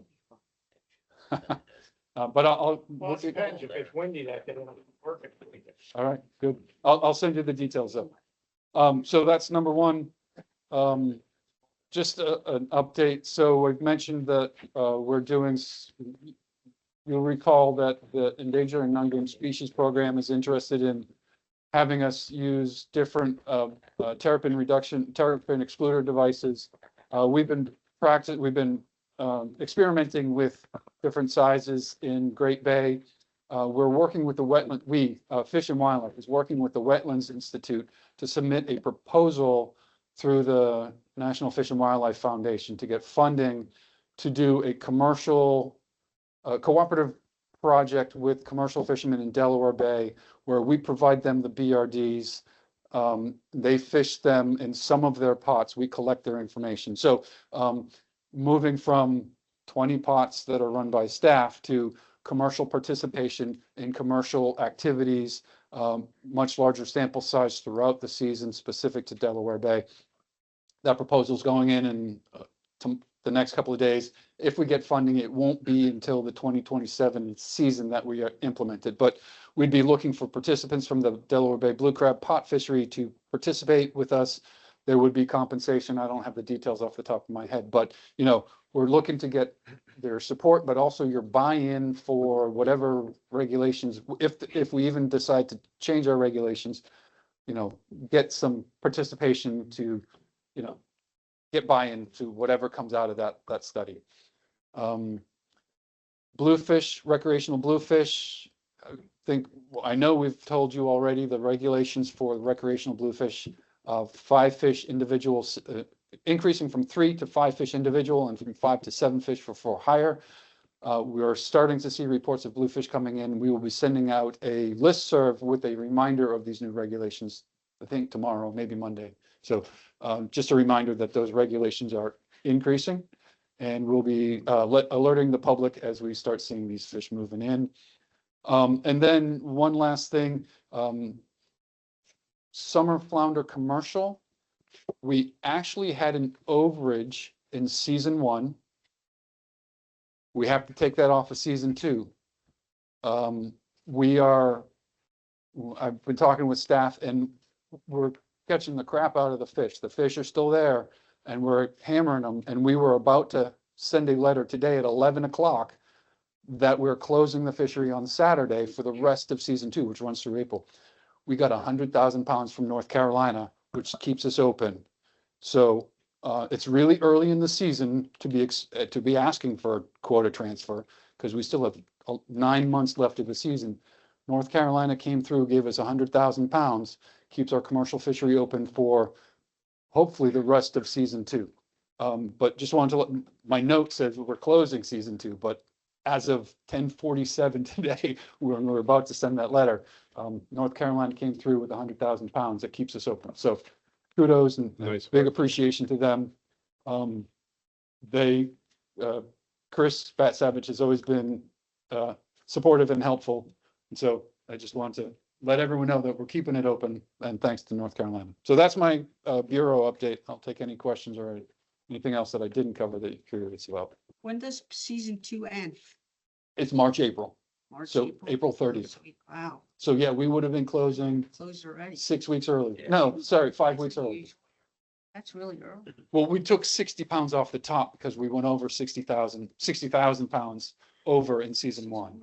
But yeah, fish are there though. Yeah. So what's North Carolina want in return? So Bluefish. far, nothing. They usually ask for bluefish, but remember last year they gave us extra dogfish, and they've already verbally committed to more dogfish this year also. So there's been a relatively cooperative give and take with North Carolina. They also gave us 125,000 pounds at the end of fluke at the end of last season as well. That kept us open through the end of the year. We would have had to close the first week of December. So I think that's that's one case where the system is working correctly. So thanks for everybody who works on that. That's really important for the. We have a comment. Barney, go ahead. Yeah, Jeff, I've been talking to you about the low landings of blue crab here in Delaware Bay for the last 3 years. And there's the problems that some of them are seeing with, might be disease or something like that. I did talk to Rutgers about if I would, get a hold of these and bring them to them, they would keep them. So I guess we just have to set that up, and I forget the gentleman's name in the lab that was going to look at them, Yeah, Joe Groff. Joe Groff. So I guess I just need to get his contact information so we could set something up, or you can talk to him. And Mhm. so Dave Bushwick down at the lab has said that, they would keep them. We just have to bring them down there and then they would keep them, then somebody could come get them. Okay, yeah, thanks for reminding me of that. I've spoken to Joe, it was the end of last season, but he's still on board with that. So yeah, we'll get that communication set up again and hopefully we can get samples this year. Okay, thanks. Yep, thank you, Barney. Anything else? Keep going. Keep going. Moving on to committee reports. The only committee meeting that we've had were Black Sea Bass ones, which we've covered already. But as with the last couple of meetings, I've been providing the agendas for the Endangered and Non-Game Species Advisory Committee and the Fish and Game Council agendas. The next Fish and Game Council isn't until April 14th, so I don't have one for them. They usually only have the agenda a week ahead of time. NSAC met just last week on the 18th, so that's handout number 9. I didn't see anything on there that caught my attention as marine related, but just for your update, if you see anything there that you want to talk about, let me know and I'll get in touch with them. Start that communication. Moving on, regulatory actions. So you made your selection for Black Sea Bass regulations. The notice of administrative change draft is number 10. Obviously, we didn't know what you were going to choose, so we have placeholders for what the regulations are. But if I can get a vote to approve that as written with the expected updates based on your vote earlier, we will move that to the commissioner tomorrow or Monday. So I just need a vote on that now. Paul, I'll move. I'll make a motion to pass. I'll second. any discussion from anybody? All those in favor? Uh, Any opposed? Abstentions? And that was Bob and John? Yes. Thank you. Okay, so yeah, we'll move that up. I do not know how quickly things are moving through the new governor's office. Hopefully they've been there 2 months now. Hopefully they're getting their feet under them and we can do this, but we have almost 2 months, a month and a half. We'll make sure it's signed and in place before May 15th. What's the turnaround on the digest and the state laminated cards? So, Heather, maybe you can give me an update on the cards. We've started the process. And now it's just going back and forth with the printing office. I did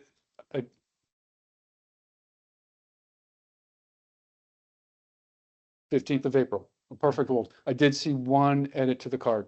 I hope it's not too late. Yeah. And then the digest, the projected shelf date, I believe, is the first week of May. We usually get the online version about a week ahead of time.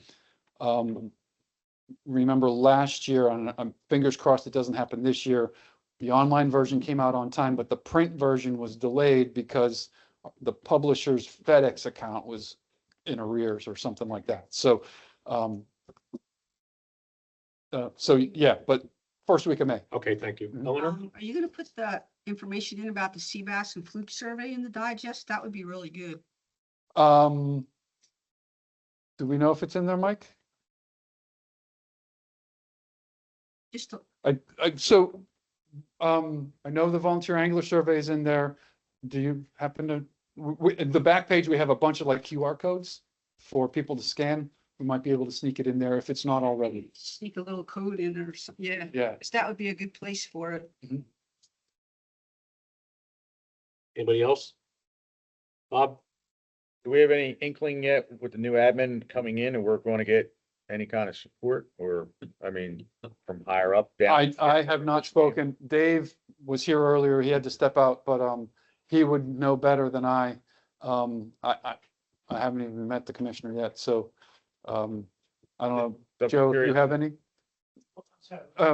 Whether, how will the new administration be to work with, from marine fisheries perspective? I don't have my crystal ball, but I was just wondering if there's any inkling of any positivity. You're supposed to How's say that? great. Well, that was pretty interesting note, because I heard marine fisheries, but as far as like being available to the public, I mean, I think there's a lot of people that can respond, but that's already happened, maybe more so than. Those invitations are being accepted readily.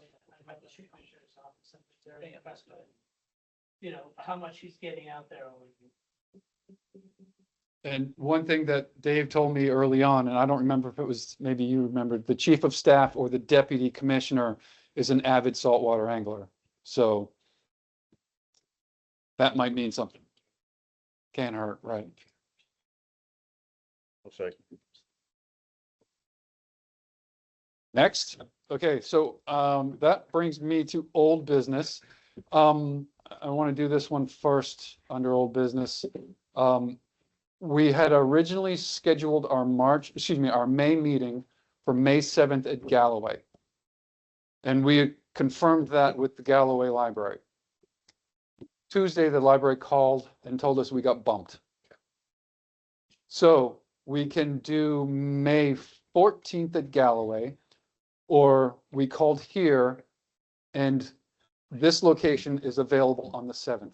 So options to either keep the date with a different location or keep the location with a different date.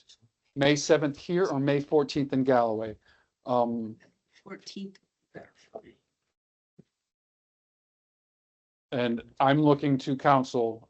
I mean, I'd be happy to schedule it, but I know I'm gonna get yelled at by someone. I certainly have it here. I can't get here on the 7th, because I have to come all the way back to DC, and I'm not gonna be able to get all the way up here in time. I'm with Joe on, and I think we have to be careful about how often we change our dates. Yeah. I agree. Especially this time, it's only gonna be 6 weeks instead of, this last meeting change was, I think, 11 weeks. Notice on it that if we're doing it in 6 weeks. But that's my thought. Right. And Maybe we should say that. Eleanor, to your point, I mean, would you be able to join online? As long as I'm not driving in my, Yeah, understood. I'm not stuck in traffic coming back from DC. Right. But what I'm hearing is keep the date, change the And location. if I get here in time, I'll do virtual. Right. So everyone's okay with keep the date, change the location? Okay. Okay. Okay. I will confirm with Larry tomorrow. He said, he gave us the thumbs up, but wants a confirmation, so we will confirm. I will confirm with you as soon as we're done. Okay. Thank you.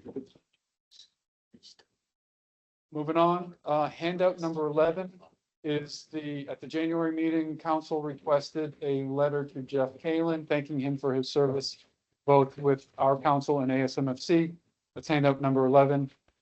I just want to say, I spoke to Jeff today and he said, thank you very much to everyone for sending the letter. He really appreciated it. Yep, yeah, I was gonna add that. He called me last week to say thank you, and he wanted to join us tonight, but he's with a Scamfish meeting like in Tennessee or something. Yeah, like so I that. was virtual on there, so I Yeah. can get here today. So, but that's handout number 11. Handout number 12 is the letter that this council signed in support of the Shellfish Council letters sent to CDC about foodborne illness. So that's handout number 12. There's a response to this already. There is. I believe in it, but I believe, if I'm not wrong, at the council meeting, it was forwarded from Senator Booker's chief of staff. So you'll obviously have a copy of that. When it Okay. comes back. In fact, I believe that his chief of staff was the only one that replied. Okay. I don't have it with me, otherwise I would have brought it. I can probably, does Jeff or Russ have it? Yeah, they should. Yeah. We had a copy of it in our packet for the council meeting.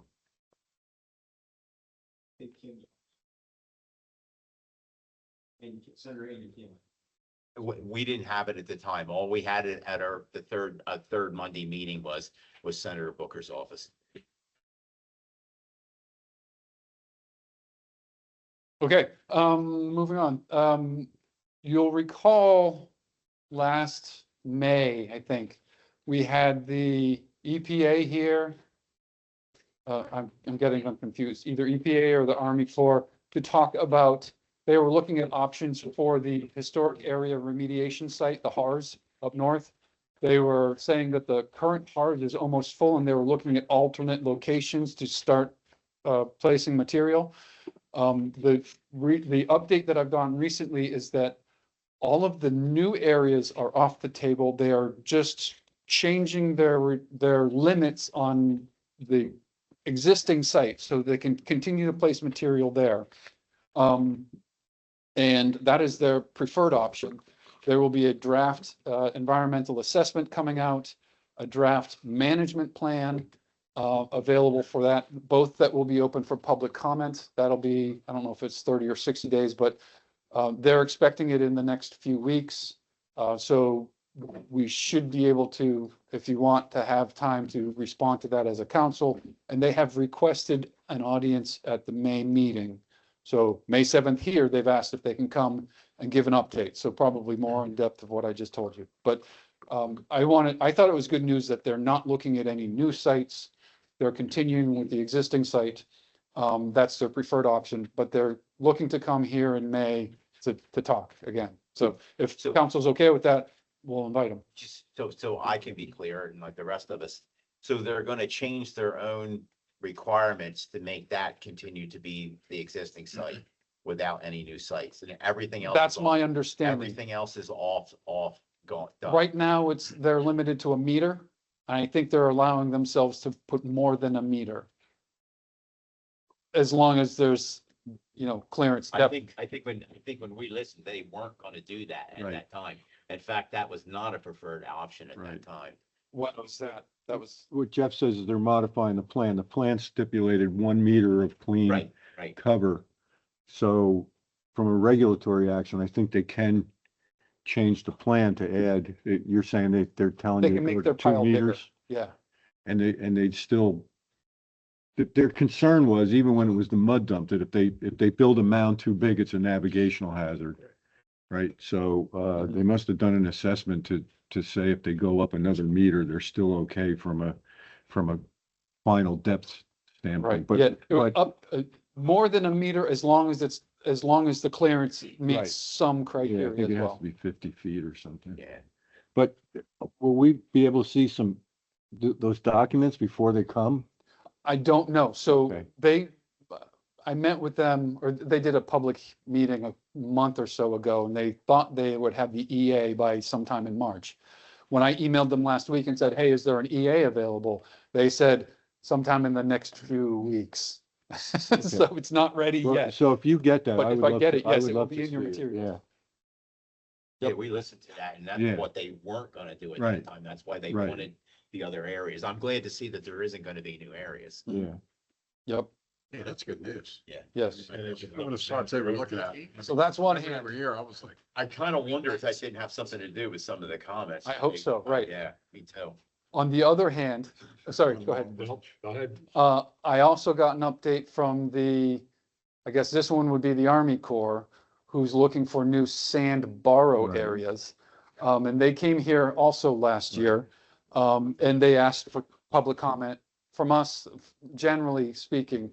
And what they got was, the comments that they received were not what they were hoping for. They want comments like, which ones should we use and which ones should we not use? So they've done some more work, but they're looking for additional comments specific to option A through E, right? So they've asked me to work with constituents to try and get that type of information. I only had this call yesterday, so I don't have a plan yet on how we're going to do that, but it will involve council. It will probably involve advisors, and I don't, just be aware that we will be trying to gather some information that we can feed to them that they can actually use. And I also offered them to come to a future meeting, hopefully not May, because that one's, if we have EPA here, that's going to add some time to the agenda. But they said they would probably be interested, but we will figure out the details later. So, but they are still looking at those alternate areas for sand borrow. We got lots of outlets that need it. Yeah. I But think that would be a very good idea to have them come to one of Yeah. these meetings. Jeff, we sent them the state's map of prime fishing grounds. yes, they have that. Yeah. They actually took that into consideration before it even came to us. So Okay. their first polygons were circles. Their next round, after they looked at the prime fishing areas, were like circles with squiggles taken Yeah, out of that's them, what I because thought. that's where our prime fishing areas. And that is the version, I believe that's the version that was distributed publicly. But yes, they want to know, because there's a lot of prime fishing areas, and they want our help to prioritize which ones are the really, really, really important prime fishing areas versus just, it's my favorite fishing hole, but not everyone's favorite fishing hole. So both of those projects that we heard about last year are still alive, and they're looking for more input. It sounds like they've got a lot of input back. They're not very satisfied with what they got. Yeah, it sounds like it wasn't very informative, right? Heartwarming for them. Yeah. So what's the We're rationale doing why they for want it, to and move away they- from the inlets? And besides nobody more work? wants them to take. Gotta ask them. Well, that's a question I think we ought to ask them from council, what is the rationale for moving away from doing the inlets? Besides more work. You for mean them? dredging the inlets and Yeah. using that sand again? Yeah. Because it's already been used. Well, yeah, but there's inlets though that need it pretty bad. A lot I mean, there's a lot of inlets that need it. I'm certainly not trying to defend them, but they provided we asked them that last year, and they provided an answer. I don't remember what Yeah, it was was. Yeah, I can't either, but they did provide something. It's the amount of sand I there think it was the volume of material that is they need. is insufficient for what they Yeah. need to do. So they could take some from there, but they would still need other Right. areas. My recollection of their answer last year. Can you get Scott to talk? No, I was just gonna say, I know for a fact, they can't take it out of those inlets and use it for beach replenishment. It has to be done directly outside the inlet. By law. We've asked them that 100 times. Probably right out in front of it, right? Yeah, there's an inlet disposal site off of each one. They're only like 2 miles out. Yeah, it's never far. Is that state law? Scott is federal. I think that's, yeah, EPA's designated an inlet site at each inlet. I'm ready. Just keep going. Okay, so next under old business, committees. Yeah. So committees I have on the list, or some that have been carried over from previous meetings. Executive committee, to talk about, remember we punted on a couple of striped bass advisors. There were some discussions about meeting attendance and participation. It sounds like you've had a discussion with Dave about some bylaws, guidelines for council that could come up, things like that. So there's executive committee. There's the reef committee that came up to talk about if we build additional reefs in the future, what are who has access to them? Because right now we have specialized zones for commercial access, full access zones. And when we talked about addressing that with the 2 new reefs in our current regulations, there was a question about, well, what about future new reefs? Will there be full access zones on those? So that would be an issue for the reef committee. Non-traditional, we still have sheep's head regulations. Doc, I think you have a couple of issues that you want to bring up later that might show up under the non-traditional. Weak fish and croaker, this is ASMFC is reevaluating their de minimis status, which might require New Jersey to make some regulatory changes. So that's on the table. And that I believe there was something with, spotted sea trout was, we could create, I think it's right now weak fish. Right. Croaker, spotted sea trout, it's a weak fish committee, but all the cyanids we could roll into one. So those are the ones that I have on my list. Straight bass I have. I don't think, I don't remember why that's there. But if someone remembers why, but anyway, executive committee, reef, a weak fish spot, croaker, non-traditional, and I don't remember why striped bass is there. Striped bass came up in a meeting in public comment. People wanted to talk about the bonus Bonus tag program. Okay, that's But we still decided that there were more pressing issues to put that lower on list, I think, right, Pat? I think that's what it was. Yeah, okay. I think we're gonna need to talk about the survey instrument if it's being modified, right, Mike? Yes, that's survey. That was just, there was no advisors to that. That was just you, No Eleanor, advisors. Pat, and Bob, right? With no advisors? No, Or we did had advisors. We had a hand-picked advisors, right? Yes, Okay, Yeah, it was only a couple. a couple, that's it. you were there.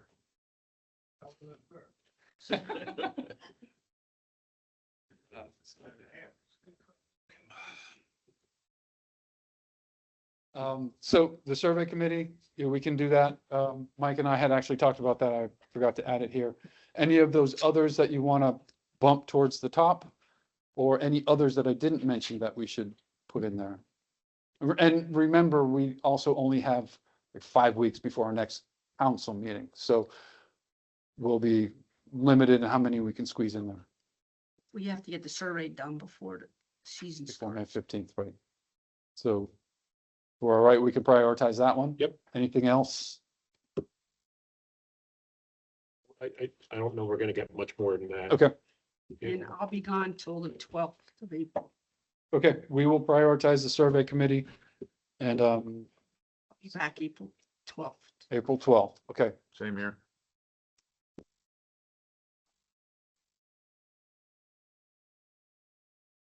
Think I'm out for a lot of that as well. That's all the old business I have. Any new, or any old business from council?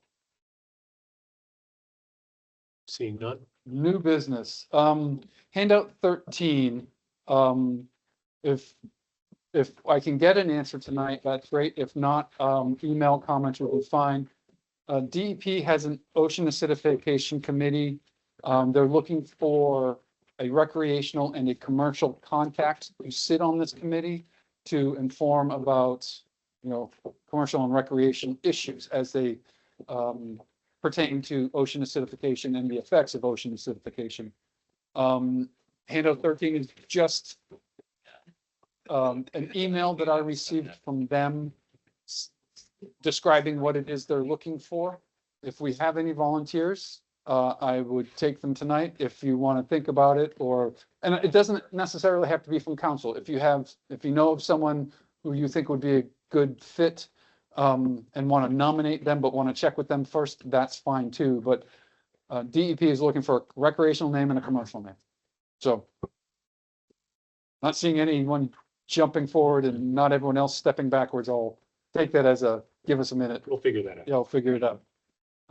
They're hoping to start meeting soon, so the sooner we get a name, the earlier in the process you're involved.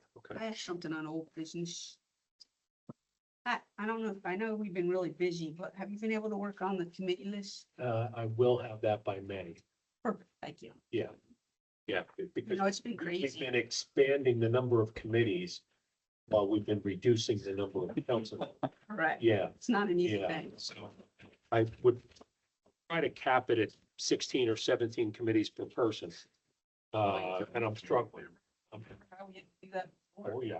So by May, we'll have something streamlined and taking the advice of if somebody can't make it, they can call an alternate that we've talked about. So hope to be able to have that for you. Thank you.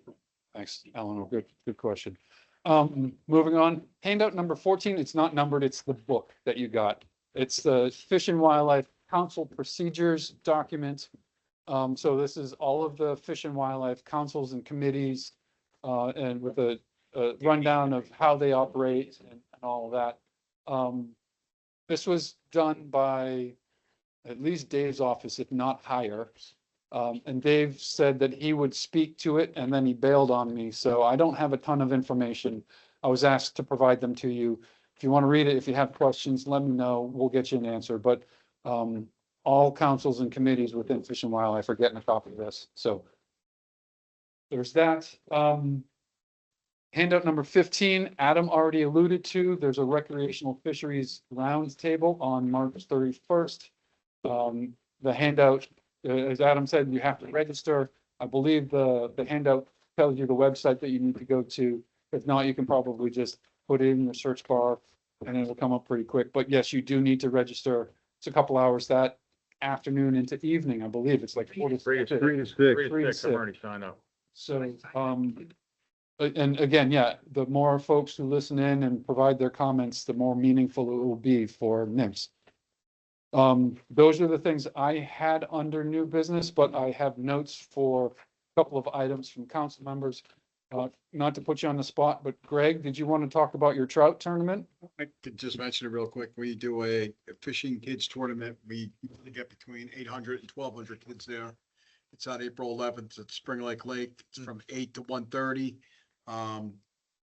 This, it's all free. There's food, there's tackle. Everybody in the industry is involved. MEPS, Missouri, Iowa, and, they all contribute things to it. And, we usually raise a large amount of money. We put fish in the lake. The kids catch trophy fish, and we have they come down and they have a great day. They get to eat, drink, and run around and actually be kids in it.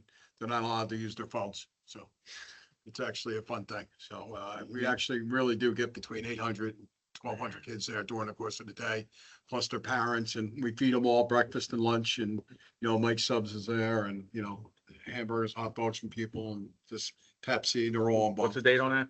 What? The date on that again? April 11th. It's a Saturday now, so. Yeah, top I'm of clear. Yeah, well, I don't even think we're gonna start fishing until April 15th, so. I'm out of country. Anyway, so thank you. I appreciate that. Thanks, Jeff. Thanks, Pat. Thank you, Greg. Pat, If you anybody had, wants information, I have. you had a couple of things you wanted to mention. Yeah, so, I know it was a slow winter for us all. Whether you were iced in, snowed in, wherever you were. I had a bunch of people calling me about, how much crab dredging was going on in my area, meaning the Manasquan and the upper Barnegat Bay, Titacon River area. Most winters, you'd see the crab dredge guy in Manasquan River. Couple days, that would be it. And then this year I was getting videos because quite frankly, nobody else was going through our Point Pleasant Canal but him in the morning, and there was a lot of dredge activity. My understanding was our area had a pretty decent crab year last year, and south of us didn't have as good. And I'm just relaying the thoughts of people who are sending me these things and this information that I know. I know nothing about the crab dredge fishery. That I don't know how it's regulated, if it's regulated. I literally know nothing about it. Right. So off the top of my head, I don't know specifically who had a good season or who didn't. I know Barney's been saying that the Bay is not doing well. Is there anything in particular you would like staff to do? I don't have anything prepared for tonight, but we can dig and provide answers for next. If you would give me a sheet of paper that when somebody says, hey, that crab dredge, now. A summary of the regulations, and this is commercial, because I know we've been talking a lot about recreational crab dredge. Yeah, no, who's doing it? This is not a recreational crab dredge guy. I mean, people were sending me reports that bushels and bushels and bushels, and if they actually ever caught that much, the boat would sink. And they were coming back with it day after day. So as fishermen, we never let the truth get in the way of a good story. And I would love to just have a couple of bullet points to say, this is what they're allowed to catch. This is what their daily limit is or not. So I could answer some questions. Yeah, thanks. We'll definitely get that, and not to put Brian, is Brian still online? Do you happen to know that off the top of your head? And did you happen to have any enforcement concerns with this guy in the river? No, so I can tell you that we didn't really receive any complaints on this particular matter. But the crab dredging does not have a limit on it in terms of bushels. I know that certain docks have dock limits. Like, for example, when I worked up in the Belford area, Belford, I believe at the time, had a 50 bushel limit every day, but that was to help control the market. It was not a state regulated, well, it wasn't regulated by us. But we do see vessels out of Barnegat Bay go up north for the beginning part of the dredge season, and then slowly work their way back down to like the lower Barnegat Bay in that area. But other than that, it's, they have to abide by all the other normal, size limit for the commercial crab fishery. About it. Thanks, Brian. And we'll get you a summary sheet. Well, if I may, it's like, I crab dredging. I never put a dredge in the water this year. I mean, with the ice and everything, I don't know how many times you're not really catching crabs in sand. So I kind of wonder, if maybe they saw the boat a couple times. I kind of look at them, they're really going to town. I know when the ice pulled, I know they were up off Barnegat Light for a while. Everybody was kind of like running around, and they kind of migrate south. But I mean, the bay was froze up enough. There wasn't a lot of crab dredge activity. Okay. But I mean, commercially, the price of crabs was out of this world for most of the winter. So kind of tell me there wasn't any. Okay. So I'm sure there was probably some effort, but yeah, I don't think anybody's like breaking the law like Brian's, he didn't even have a complaint. So that kind of make me wonder if they sold the boat. Dredgers are driving Mercedes. Yeah. Just like all of us, just like they're all parked out front. We'll get the valet together. Yeah, this is honestly just the a first comment. time. I've never gotten a comment Brian said from anybody before, so. Right. Yeah. Brian? This is honestly the first time it's coming across my desk. I don't recall getting a single complaint the entire winter on it. I heard some people mention that it was going on like it always does, but nothing abnormal. I think the ice made it more. I think with the fact that the ice came in the areas that were opened up, I think it kind of concentrated a few boats in different spots, but I don't think that there's no gold line. Okay. Right. We can still get you a summary sheet of what the That'd be super. regulations are. Yeah, I'd love to be able to answer the questions. Yeah, we can do that. Yeah, sorry, Pat, I kind of young. No, it wasn't just, Yeah, there was a bunch of other people. No, I'd seen a couple boats coming up Point Pleasant that were obviously crab dredging, and they were on the other side of the Point Pleasant Canal, and on the Bricktown side of it. And that's, and I saw them day after day with bushels of crabs. So I was just like, how does this guy keep doing this? And I happened to be there watching him do it. So I was like, okay. So, and I saw, Pat, I kind of left you out there to hang, so I'm sorry about that. But I Well, was we'll just get waiting. you the summary sheet too Yeah. then. Yeah. So you're a good man. Thanks. The other issue, and I don't know if this is a statewide issue or just my end of the state, tube worms. I see people, I drove past Peter's Dock and there's a bunch of guys, pitchforks, digging in the mud in the Manasquan River when the tide goes out. There's anywhere from 4 to 10 people digging to their heart's content. I brought it up with Brian earlier today, and people keep saying to me they must be clamming. They're clamming. I know they're not allowed to clam there. Yeah, right. And he's inspected them and they're not clamming. But I think that I don't want to call it an industry, but our bait harvesting that's going on in the state falls under the non-traditional committee. And I know that that's something I think that we're going to have to address at some point. That I don't know if there's any money in tube worms. Right. I know how much sandworms cost and bloodworms cost. If tube worms are, I hear they're excellent bait up in the Raritan Bay for stripers, and that's where they mostly go. But you legitimately see people digging like ditches in the mud. And especially springtime when you get the blowout tides and a hard west wind, they dig away. Right. Yeah, so, and Brian, you can correct me, but so when we first had the concept of the non-traditional species, Brian and I were talking about it, and a bunch of bait type species, mole crabs, green crabs, Asian crabs, they all just started to pop up, and someone's even calling them out bloodworms. They want to have a bloodworm fishery now. So it's certainly appropriate for that committee. You'll remember the first time that committee met, we were talking about how do we prioritize, or do we keep all of these species under one committee? I'm not saying which way to go, but it sounds like there's enough bait species of concern that maybe that may be a committee unto itself. A new committee, right? I know we were just Because, talking about it. you know, at the same time, lumping sheep's head and some other things into the non-traditional that we're trying to, you know, keep ahead of the game. And again, this is, you know, there was a cold west wind blowing nasty Sunday. And when I drove over Shark River Bridge, there's these people out in the mud by the tennis courts. They're in the North Channel. And then when I get to Manasquan, they're across from Bogans. They're by the railroad bridge. There must have a reason for it. There's no way that that's just a fun thing to do. Like the week before St. Patrick's Day. Vermin. So can I add to that? They're out there every day. I see them. It's big money. Yeah. Well, they're always in that salt marsh by the railroad bridge. Yeah. Brian's got something to add. Go ahead. Can I add to that? I'm sorry.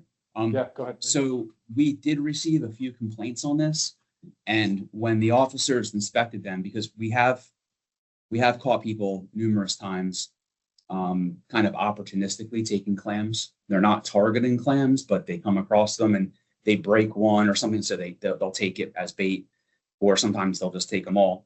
When the people were interviewed, the common thread was how expensive bloodworms and sandworms are. So they were going out to, it's cost prohibitive. So they were going out to try to get their own bait. That's basically the common theme behind why there's so much enhanced activity with this at the moment. So it's personal use rather than they're selling them to the bait shops. I believe so. By and large, it's personal use based on the comments that they're making to my officers. Yes. Do you want to put that on, like, do you want to put that on the non-traditional committee agenda? And do we want to set up that meeting again, maybe between May and July, or is it just sort of a placeholder? We could do something like that. Okay. And then see how onerous it makes that committee. Right. Can I add one more thing too, if you don't mind?